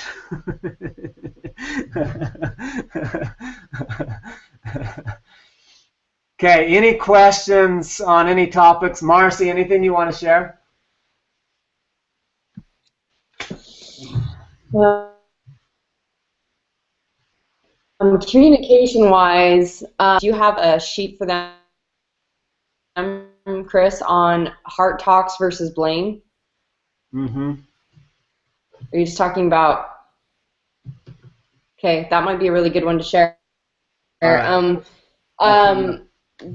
The same. Yeah, that would be awesome. Well, the only thing that I'd love to add to that is that recognize, so believe it, and I teach it, is you might start here, and if you feel any resistance, so tune in always, your body will never lie.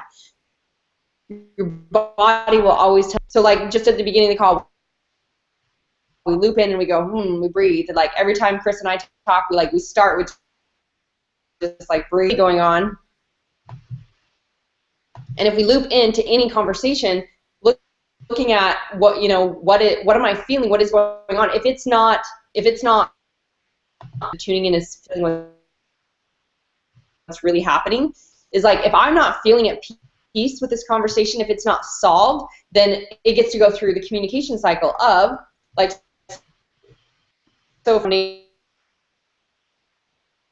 in there this way, or was that how they took it, or whatever it is, but it gets to be, how do I start to communicate out of solution versus blame as a conscious creator, receiving, I'm wanting to be heard, so I get to express myself, and then I also get to be there's open, and there's not expecting anything and appreciating everything. So even if you declare this is how I feel, expecting someone else to respond the way you want them to respond, or to fix the situation or whatever, is all, again, your own shit. Instead of feel about this, and I want a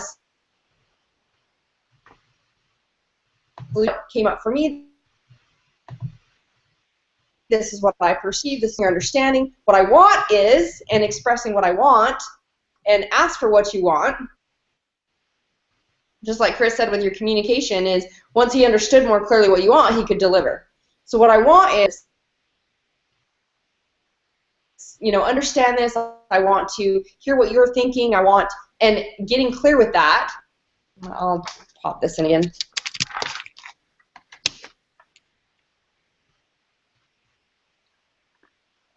Better? Yes, yes? Okay. So I don't know what amount of that you guys heard. Is that better? I heard most of You it. still hear? But it was dropping in and out.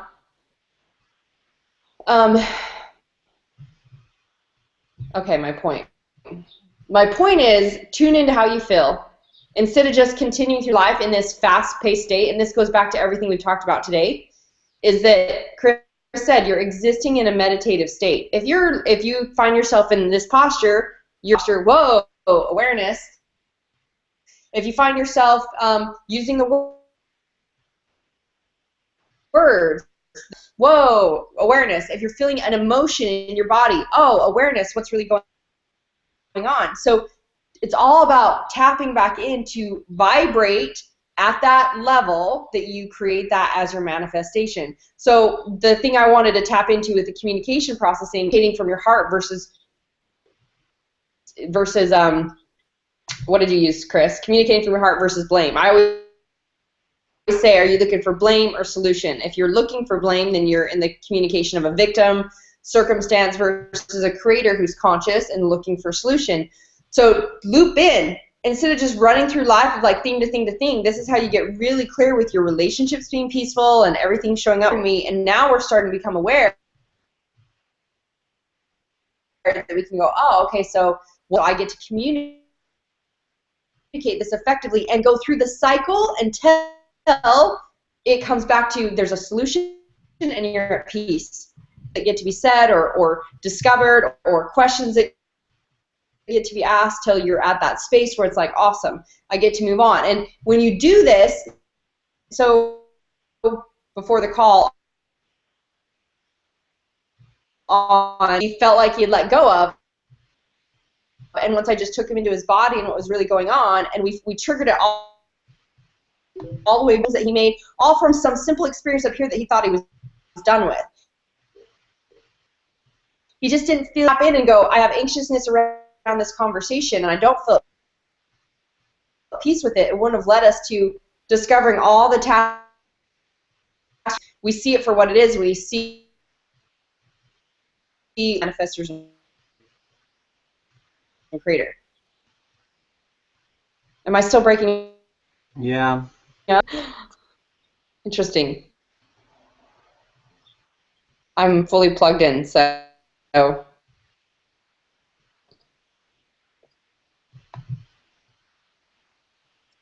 for it then, Chris. Apparently I get to just listen today.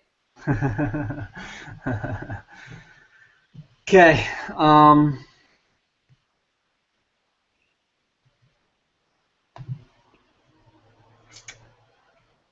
Would you guys rather me go into the 4 pillars of integrity or conscious heart versus, or blame talk versus conscious heart talk?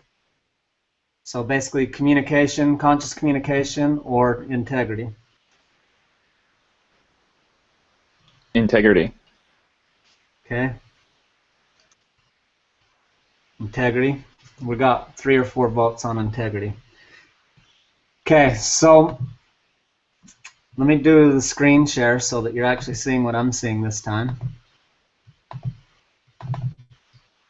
Okay, so here's the context around integrity. Most people think that integrity is doing what you say you'll do. And that's like one step of a whole bunch of steps to being in integrity. The definition of integrity is to be aligned with one's true nature. In other words, to know and connect and be deeply connected and aware of your essence and operating from that place. So to be out of integrity could be as simple as doing something you don't want to do. A woman may not want to have sex with her husband, but believes that it's a woman's duty to give her husband sex when he wants it, and so she has sex with him, and she's out of integrity for having sex with her husband because of the come from of why she's doing it. So there's this saying that we've all heard, which is, the truth shall set you free, which is actually only part of the truth. The truth is of that statement is, know the truth of who you really are. That is the truth that will set you free. So, and the reason why integrity is so important is that if you're not operating out of absolute impeccable integrity, do not expect your success to be sustainable. Expect your empire to crumble. Expect shit to fall down and drama to happen all around you. Here's how it works. If I'm in my car and the integrity of my tires is to be well balanced with tight lug nuts, and in order to have the optimal ride in my car, then the integrity requires that all lug nuts are on and tight and secure, and all tires are balanced, that allows me for a smooth, easy, safe ride. If for some reason the integrity of a tire is breached by a hole in the sidewall or a weakness in the sidewall or loose lug nuts, then if I'm driving 1 mile an hour on loose lug nuts, I may not even know I've got loose lug nuts. If I'm driving 25 miles an hour, I may start to feel a little bit of a wobble and not quite the normal control I feel. But if I take this same car and start operating at 100 miles an hour, now we've got big shit at stake. If it's a front tire, I might die out of the deal. It might be wobbling, freaking out, hard to operate this thing. The whole thing rips, falls off, yanks the shit out. My axle falls on the ground, yanks me to the side, and I flip and roll and die. So when you're considering who to do business with, consider, do they have impeccable integrity? And the way you know is because the way they do one thing is the way they do all things. And so if they have a small integrity glitch in the beginning, there will be a big problem in the end. And the same is true of you. If you can't operate out of impeccable integrity, and plan on having your world be a big fucking mess. Plan on having drama. Plan on having your empire fall. It's like, you know, building a skyscraper with no foundation. When it falls over, don't be surprised.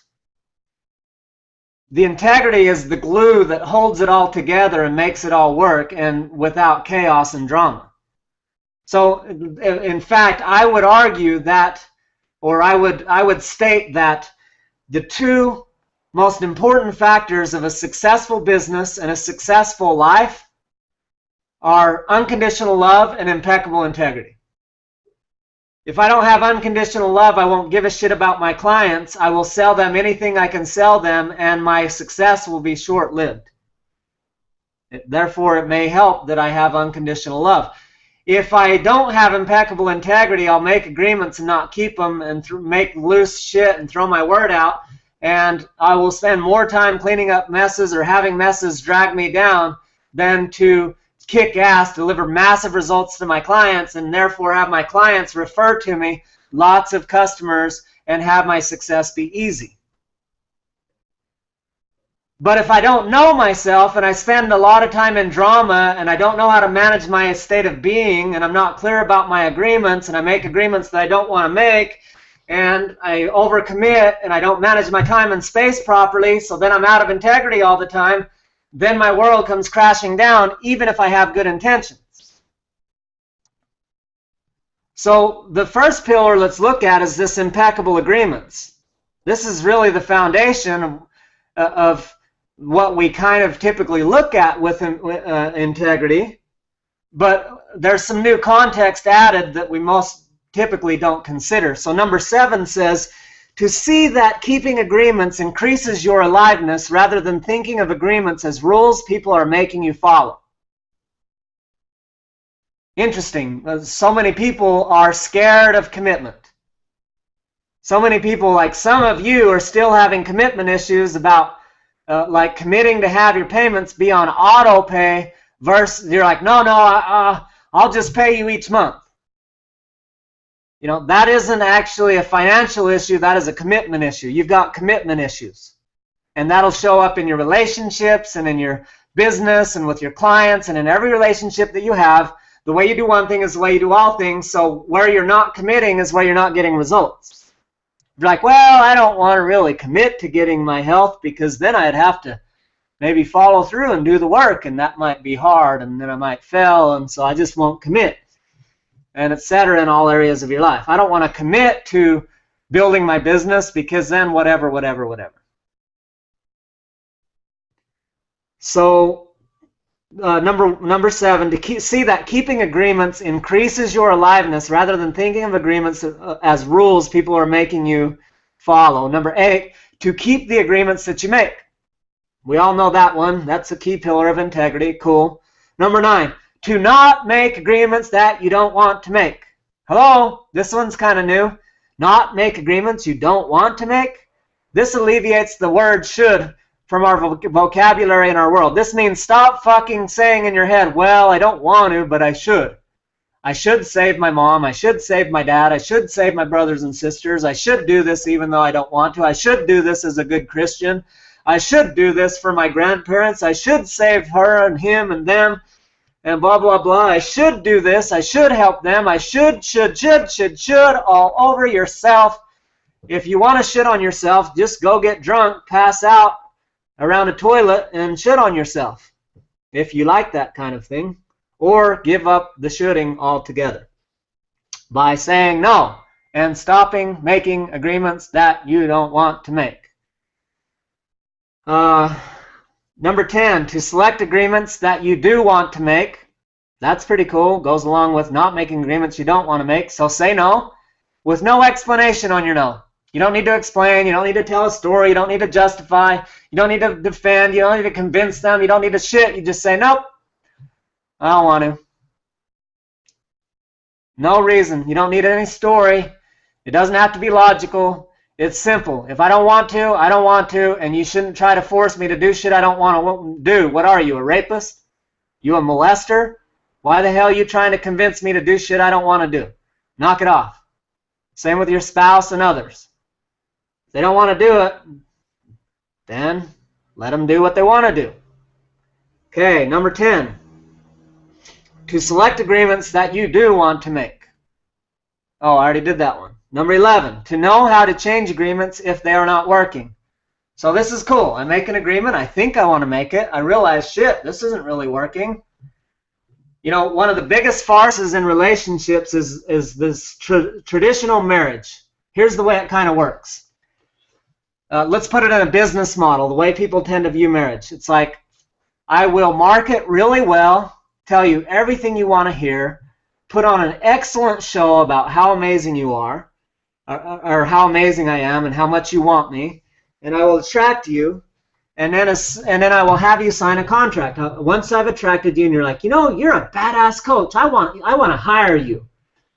Now I'm like, okay, sign this contract right here that says you will be with me for time and all eternity, no matter what, and you will never leave through sickness, through health, through blah, blah, blah, the rich and poor, and blah, blah, blah, blah, blah, and you will stick with me forever, no matter what.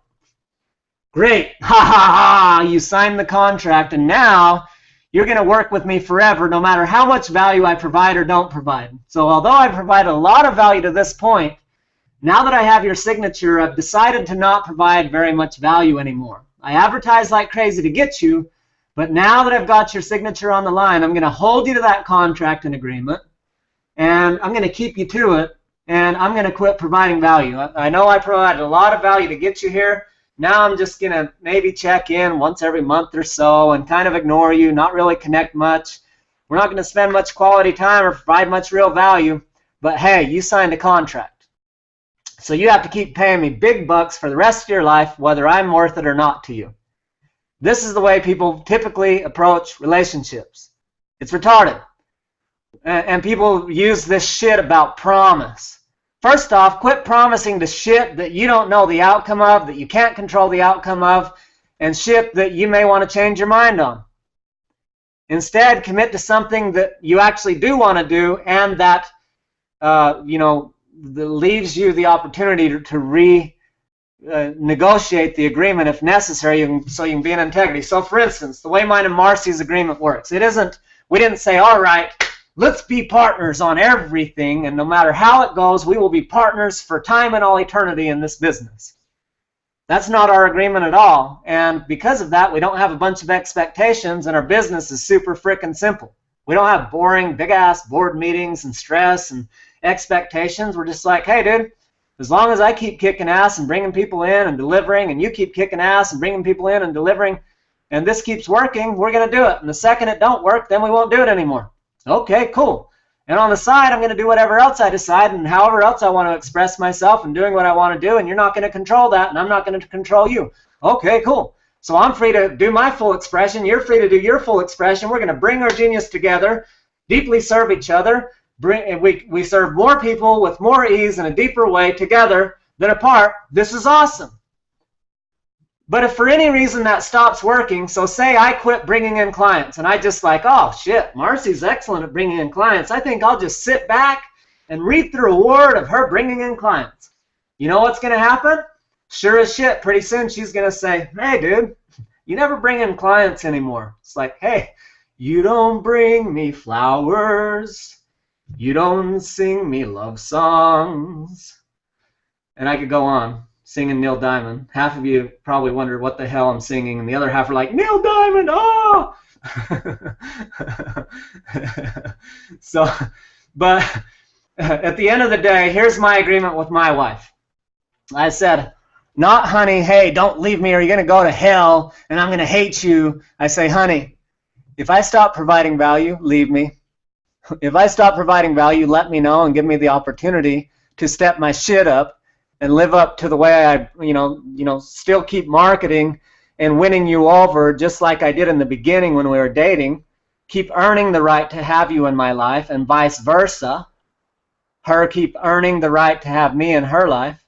And when we approach it from that angle of what can I do to continue to provide value, more value than I take, so that she never wants to leave and vice versa, then it's a whole different world than what can I get and how can I get someone obligated and keep them obligated because of some stupid contract that someone's making me keep. Know how to change agreements when they're not working. So these steps are critical. People always tell me, yeah, I can't do it, I promised this. Well, fuck, renegotiate it. If it doesn't work and it's not aligned with your highest and best, and you promised that when you were a smaller version of yourself, with a different vantage point, and now you can see something that's more aligned for the higher good of you and the person. You realize now you were on the drama triangle being the hero and it's not working and they're not fulfilling. It's just like in business. If I don't deliver, you say, hey dude, you're not keeping your end of the agreement, therefore this contract is null and void, peace out. That's how business works and that's how life works. It's about value, not about being locked into some shit that doesn't work. Okay, emotional literacy. Most people, and even all of you, are emotionally illiterate to varying degrees. Meaning you say, I feel this way when you're actually describing a thought, and you say, I think blah, blah, blah, and you're actually describing a feeling, and all kinds of shit. And then you think, and then you feel a way, and you think it's because someone didn't respond, or someone responded in the wrong tone of voice, or they didn't hear you, or they didn't whatever. And later, if you look deeper, you realize it's the source of the issue is something entirely different, and you're just projecting your childhood trauma onto the current situation. So part of being in integrity is knowing the source of the issue, not just blaming the issue on this current circumstance. So number one says to know what you're actually feeling when you feel it. This means knowing how to tune into your body, scan your body, and know what emotions are going on. And then number two, to discriminate between different feelings and sensations. For example, I know there's sensations in my stomach. Is this hunger or is this fear? So we might feel a feeling in our stomach and have this urge like, oh, I need to go eat. You know, this binge eating shit that you guys talk about in level 1. This isn't mostly about hunger. This is mostly about eating over the top of feelings, and most of it has to do with fear. If you would acknowledge your fear, get the lesson from the fear, address the issue, clean up your shit, clean up your lies, speak the truth, get in integrity, then you wouldn't keep feeling those feelings and you wouldn't need to eat over them anymore. Number 3, to locate the feelings accurately in your body. For example, fear in the stomach, sadness in the chest, front of throat, etc., anger in the neck and back. We've talked about these things. Knowing what you're feeling, when you're feeling it, and being able to locate those in your body so that you can know the truth of what's going on in any given moment without buying into the bullshit stories that are playing in your head, recirculating your default patterns over and over again, wondering why the fuck you're getting the same results over and over again. Number 4, to know the true source of your feelings. For example, you first think you're angry because your spouse went to the movies without you, but upon reflection you realize that the real source was that your parents often left you with a bad babysitter when they went to the movies. You're not feeling abandoned because someone's not responding to your posts. You're feeling abandoned because dad never acknowledged you, or some other shit that happened when you were young where you never felt like you were enough, you didn't feel like you could get attention, or you didn't feel like people acknowledged your brilliance or your beauty or your awesomeness or whatever, get to the root and the source of the issue so you can clean that shit up so that it quits being triggered in the current moment. Number 5, to be able to talk about feelings congruently in such a way that other people understand. If you can't explain what you're feeling, people say, how you doing? Fine. Well, that's not congruent with what's actually happening. Stressed, overwhelmed, frustrated. We get all vague about what we're describing, and people can't actually connect with what's happening for us, so we don't have connection in our relationships because we're inauthentic and we don't know how to describe our experience well. So rather than saying, well, I'm stressed, what the fuck does that mean? If I were to be more authentic and transparent and vulnerable and describing it in a way that you can connect with, I might, if you walked up and said, hey, Christopher, how are you doing? Well, I'm noticing some tightness in my neck. I've been feeling some anger as I've been contemplating the fight I just had with my wife. I'm breathing and creating some space around it, and I'm starting to get some ahas, and what I'm most wanting is to release this frustration, get the learning, and then move forward in a powerful conversation with you to create what we came here to create. Awesome. Now I know exactly where the fuck you're at, where you're coming from, how we can connect, how I can best support you. We can move forward instead of talking about the fucking weather and saying, how are you? Fine. Good. Number 6, to be able to stay aware of feelings until they subside instead of drowning them out with food, TV, or other distractions.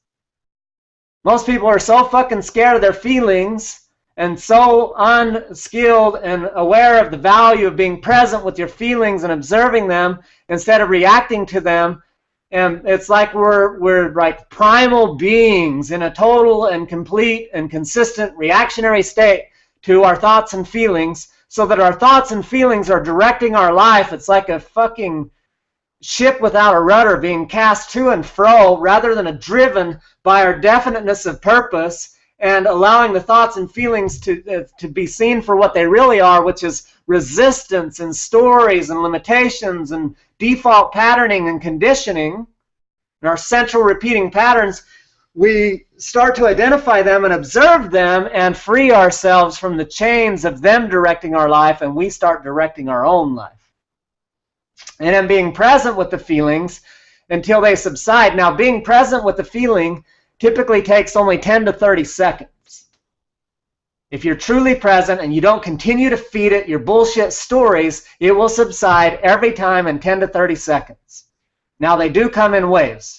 So say your mom died or your child died. You will have various thoughts that will generate various feelings at various times. And if you just notice the feeling, feel it, and then address the thought, you might think, oh, I'll never see her again. Is that true? No. Well, she's gone now and I can't talk to her and there's so much I thought I wanted to say and I didn't say it. Is it true that you can't share that and say it now? Probably not. My belief is they can hear you even better now than they ever could, and you can say it right here, right now, and there's nothing that's left undone unless you believe it so. So it's the thought that you're believing that is making the miserable experience, and if you can sort that shit out and change the thought, then you can change the emotion and the experience instead of recycling the drama over and over and over and over again. So now let's move over to the third pillar, authentic speaking and resonant listening.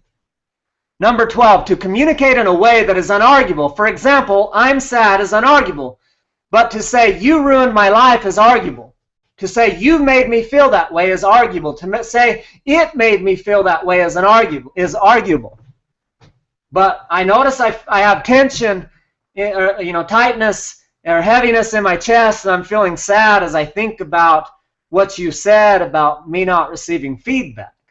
That would be unarguable. But to say, well, you made me angry when you said blah, blah, blah, that's arguable. So it's critical to learn how to speak unarguable. Well, what does unarguable mean? It means, the truth, the definition of the truth is that which cannot be argued with. So even when you say it's cold out here, that's arguable. If you say I'm feeling cold right now, that would be unarguable. If you say it's hot out here, that's arguable. You say they're mean, he's mean, that's tall. All of that's arguable. If you said, I'm having the thought, wow, that's a tall building, but to some people who live in wherever, New York, they're like, no, that's not a tall building to me. So if you pay attention, you'll start to notice that almost everything you say is arguable, which means you're communicating all kinds of shit that's not even true and therefore shaping your world in an untrue way. So start to pay attention to what do you say that's unarguable and what do you say that's arguable. Typically, the only things that are unarguable are things like, I notice these sensations in my body, I notice these feelings, I notice that I'm thinking this, and what I most want is this. Those things are unarguable. So if I said, you know, when you said I was a piece of shit coach who manipulated you and didn't deliver, not that I've heard that for a very long time, but I have heard that before. But you're a piece of shit coach, you made all the promises, you didn't deliver, you suck, and I hate you. If I were to speak unarguable, I'd be like, fuck you, you're the problem, you didn't do the work. If you would apply, blah, blah, blah, you, I'm on the villain square when I'm saying you, and I'm speaking arguably. I'm not speaking the truth. If I were to speak unarguably, I might say, wow, I noticed I felt sad and angry when I heard you say that I, overpromised and underdelivered. And I'm getting curious about what I can learn from that, and I'm noticing that what I most want is to actually underpromise and overdeliver, and I'm wanting you to highly value my services. Tell me more about your experience and what didn't work. So then I can actually get to the root of the issue, hopefully resolve it, and continue to stay in my own integrity, whether they, join me or not. So number 13, to communicate the details of what is going on in any given moment in a way that invites wonder and does not blame anyone. So ending blame, just saying, you know what, I'm not going to blame myself or anyone else in the world for the rest of my life. Fuck blame forever, it's gone. I alleviate blame from my vocabulary and my world in every sense of the word. I do not believe in blame. I believe in responsibility. So number 14, to take responsibility for communication until the other person comprehends. Julie, you're great at this. Many people are like, well, I already told you. Well, it didn't land. So how do we know that it lands? Look at their body language. If you're like, as your spouse is running out the door, you're like, honey, make sure you take the garbage out. And you don't know if they heard it or not. And then when they don't do it, don't be surprised. You didn't make sure it landed. And if you'll take responsibility for making sure it landed, then you can have clear agreements and you can expect shit to get done. Number 15, to be the source and initiator of authenticity in any situation. For example, to speak the truth without being begged, threatened, or coerced. That pretty much is self-explanatory. Got your message, Marci. Marci's message said she gets to go, and I got your previous message too, Marci. I'll get that covered. Thank you. Number 16, to know the body sensations and experiences associated with authenticity and those associated with withholding. If your body gets in a contracted state, you know you're in a drift and you've been withholding and you're not being authentic. And if your body is flowing and spacious, like we talked about, spaciousness, then you're in the flow. You know you've been authentic, and you know everything's in sync and in integrity. So when there is a contraction, you are in a drift somehow. Guys, this 4 pillars of integrity, if there was one sheet out of everything we ever do, I would print this shit out, fold it up, and put it in your pocket, and every time you have any sort of a struggle or strain or stress in your life, pull this out and glance through it, and you will find the source to the issue every single time. This one sheet explains every problem in your entire world. If you want to shift quickly, pull this out when you're in contracted state, read through it, find what you're doing, switch it up, and you'll be back in integrity, back on course. The definition of sin is simply to be off course, to miss the mark. So when you notice the contraction, just go, oh, I'm in a contracted state, means I'm in a drift, pull out the 4 pillars sheet, look at it, go, oh, I'm not doing this, I'm doing that. Boom, boom, shift it up, and you're back on track. Number 17, to be able to communicate authentically under duress. This means in intense situations, when someone's attacking you or shit's intense or whatever, you don't go into your old patterns of fight or flight. You can stay authentic and speak unarguably. Number 18, to listen for accuracy with empathy and promote mutual creativity, meaning I go, oh, what I hear you saying is that you experience me as a sucky coach who overpromises and under-delivers. I'm imagining you feel sad and angry about that, having made the investment and not getting what you want out of the deal. Let's get curious and have a conversation about how we can create what we both want, whether that means, you know, adjusting the program and moving forward, if that means adjusting our mindset and moving forward, if that means, you know, renegotiating our agreement, and maybe that means we don't move together anymore. I give you a partial refund and you go on a separate route. I communicate in a way and listen in a way that it was with empathy and accuracy and mutual creativity rather than blame and drama and bullshit. Number 19, to reveal rather than conceal.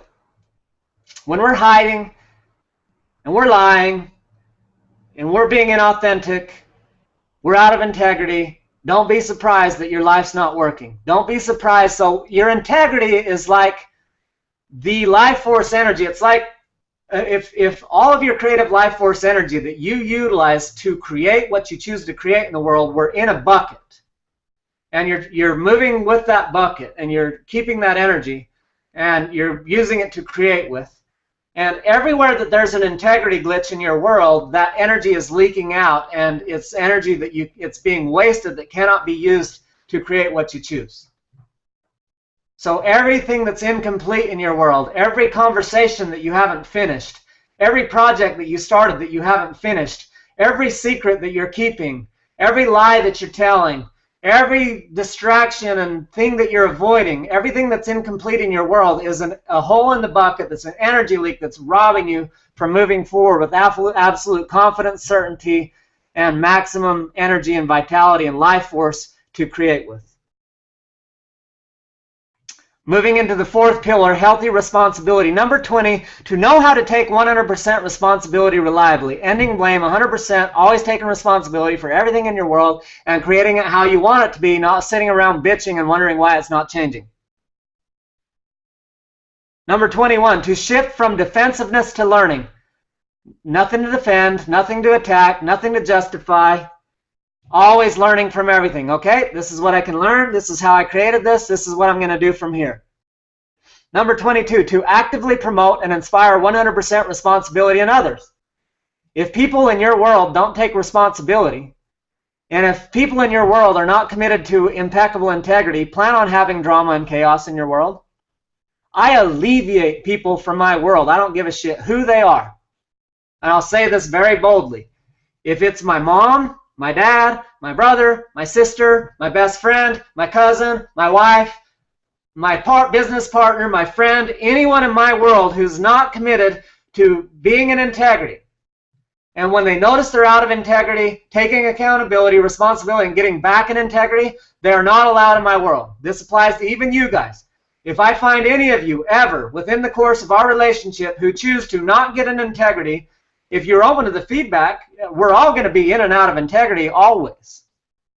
But it's about being open to learning, receiving the feedback, recommitting, and getting back on course. If I find any of you ever that do not commit to that and recommit to that and get back on course, I will exit you from my world. This is true of everyone in my world, and I highly suggest you adopt the same way of being and same commitment in your world. Anyone and everyone who is not willing to admit and take responsibility and get in integrity, they must leave your world. They are a weed in your garden that will take over the garden. They are a cancer in your body that will take over and destroy your body. They are a destruction in your world. They are a virus within your system. Now, that don't mean that they can't learn from it, later on come back to you. There's been many cases where I removed people from my world. They first said, you're a jerk, I hate you, you're blah, blah, blah. And later they came back and they said, you know what? You were right. Thank you. I missed you while we were gone. I take accountability and I choose to be in integrity. Let's create something epic. I'm like, welcome. Unconditional love. Let's go. It's not that I stop loving them. It's that I stop allowing chaos and drama and virus and cancer and weeds in my world, because I'm the creator of my world. I am responsible for the results in my world. I am responsible for my children's results. I am responsible for every outcome in my world, and anything I allow that's contradictory to my truth is me being committed to half-assedness. And number 22 says to actively promote and inspire 100% responsibility in others. If people in my world are not taking 100% responsibility, and I'm allowing them to continue to be in my world, then I am not taking 100% responsibility for my world. I am instead committed to drama, chaos, suffering, struggle, insecurity, doubt, pain, suffering. This is why I invite them to get into 100% responsibility and integrity. And if they don't take me up on it, then I say, well, I love you, and I will always love you, and you're welcome to come back into my world when you get aligned, but you don't get to be in my world while you're unaligned. Let me know how I can best support you with that. I'm moving forward. Number 23, to shift readily and easily from blame to wonder. To shift readily and easily from blame to wonder. If you find yourself staying in blame for an extended period of time, don't wonder why the majority of your energy is consumed with the drama that's only existing in your own head, when if you would get into wonder, discover what's off, align yourself, and move forward, you could create what you really wanted. Instead, you're consuming all your energy creating what you don't want. Don't be surprised when your life's not what you want, when you can't shift and be committed to shifting readily and easily from blame to wonder. If you are addicted to the drift and not committed and addicted to the shift, if you're addicted to blame, scarcity, doubt, fear, attack, criticism, shame, guilt, no, don't wonder why your life sucks. But if you're addicted instead to shifting into wonder and spaciousness, then you can wonder why your life's so amazing and keep creating more of it. I think that's all I want to say on the 4 pillars of integrity now. I hope this has been incredibly helpful. I'd like to open up for a few quick questions, if there are any, before we wrap this thing up.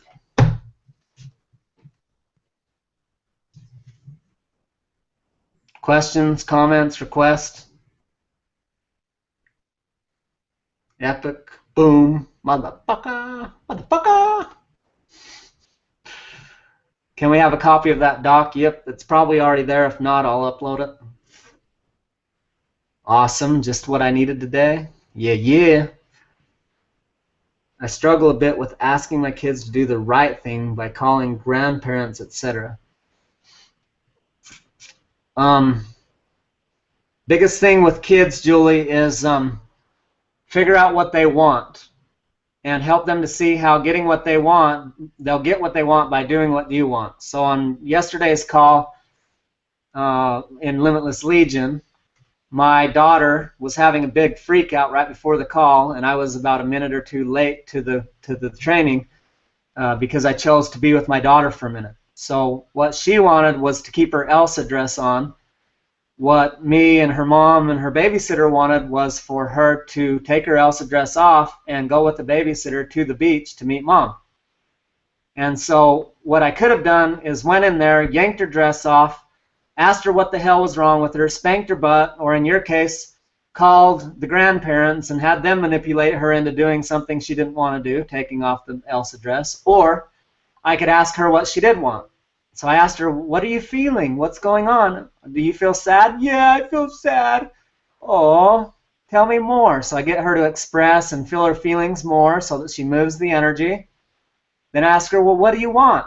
I miss Mommy. Oh, do you want to see Mommy? Yeah. Okay, cool. Would you like the babysitter to take you to see Mommy? Yeah. Perfect. Okay, all we need to do is take off your Elsa dress and then put on your swimsuit, and then you can go see Mom. Okay. And then when you come back, we can put your Elsa dress on. Cool? Does that sound good? Yeah. Okay, boom.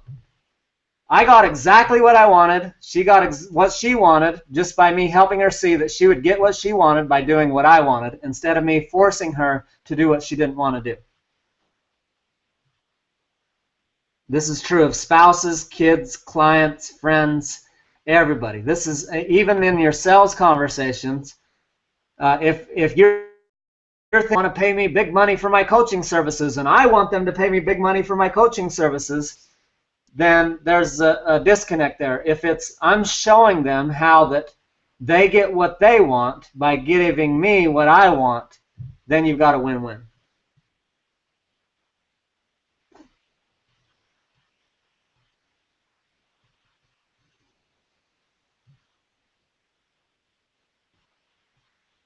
Cool, Julie. We'll have a deeper conversation about that. Maybe post on it in the board so we can pontificate on it further. Any other questions, comments, requests? Okay, we got Kyle coming in. If you want to maintain an integrity but have too many people needing stuff from you at the same time, how do you answer them? Do you use verbiage like, I will do my best, or do you say, I cannot commit at an exact time? Any suggestions on this? Yeah, never say I'll do my best. That's not committing. It's just non-committal. But then never commit to shit that you can't keep.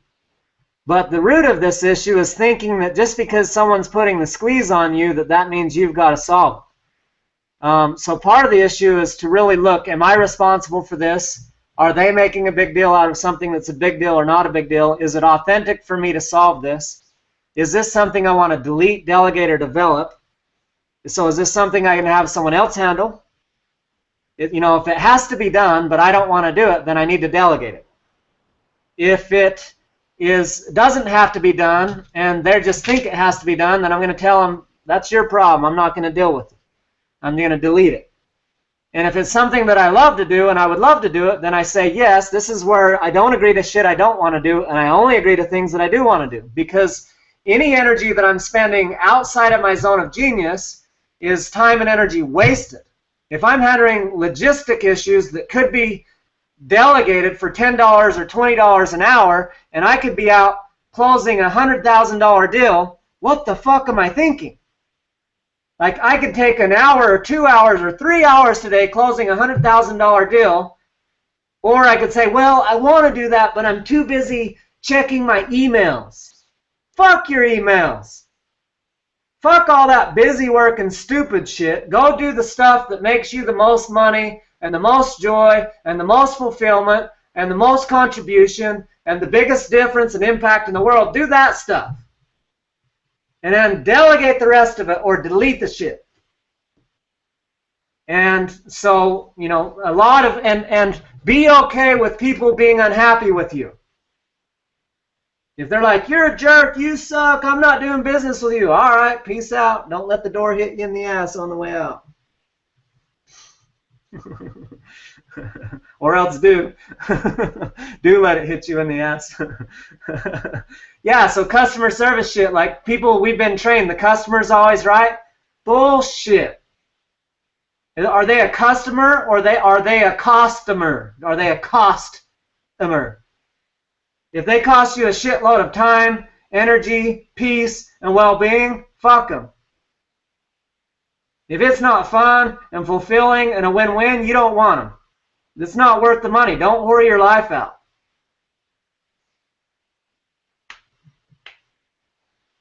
So the customer isn't always right. It's got to be integrity of committed to win-win for you and them. Do you crack everyone up or just me? I think I crack a lot of people up.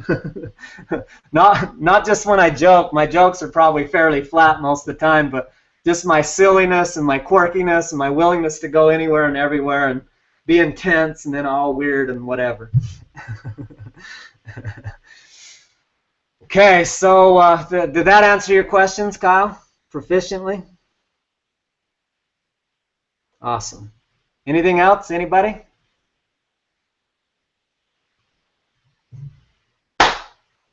Let's see. When you say, buy my shit, buy my shit, buy my shit, I also crack up. Ryan Stewman actually did a thing like that was the button was buy my shit. So he was in a mastermind and they challenged him. They're like, because behind the scenes when you're dealing with like warriors and marketers and all that, they use the terminology buy my shit, which is the short form of, you know, push here and click here and see that you like it and you find the value and then click and buy this awesome product or service. But the short version is buy my shit. And so they challenged him that they like, hey, just write on the button actually buy my shit. And he's like, all right, I'm gonna fucking do it, which works with his market because he's so bold. He's like, yeah, I went to prison. I don't give a fuck. And yeah, buy my shit. And if you're gonna get on the phone with me, be prepared to buy my shit. Yeah, watch this video and then click this button to buy my shit. And it works for him because of the following and the brand and the energy that he comes from. His clients are all into that. Versus if you're dealing with a healer market, they'd be like, oh, he wants to sell me something and he's proud of it. Can you believe that? Oh. So. All right, guys. Love you tons. Have a great rest of the day.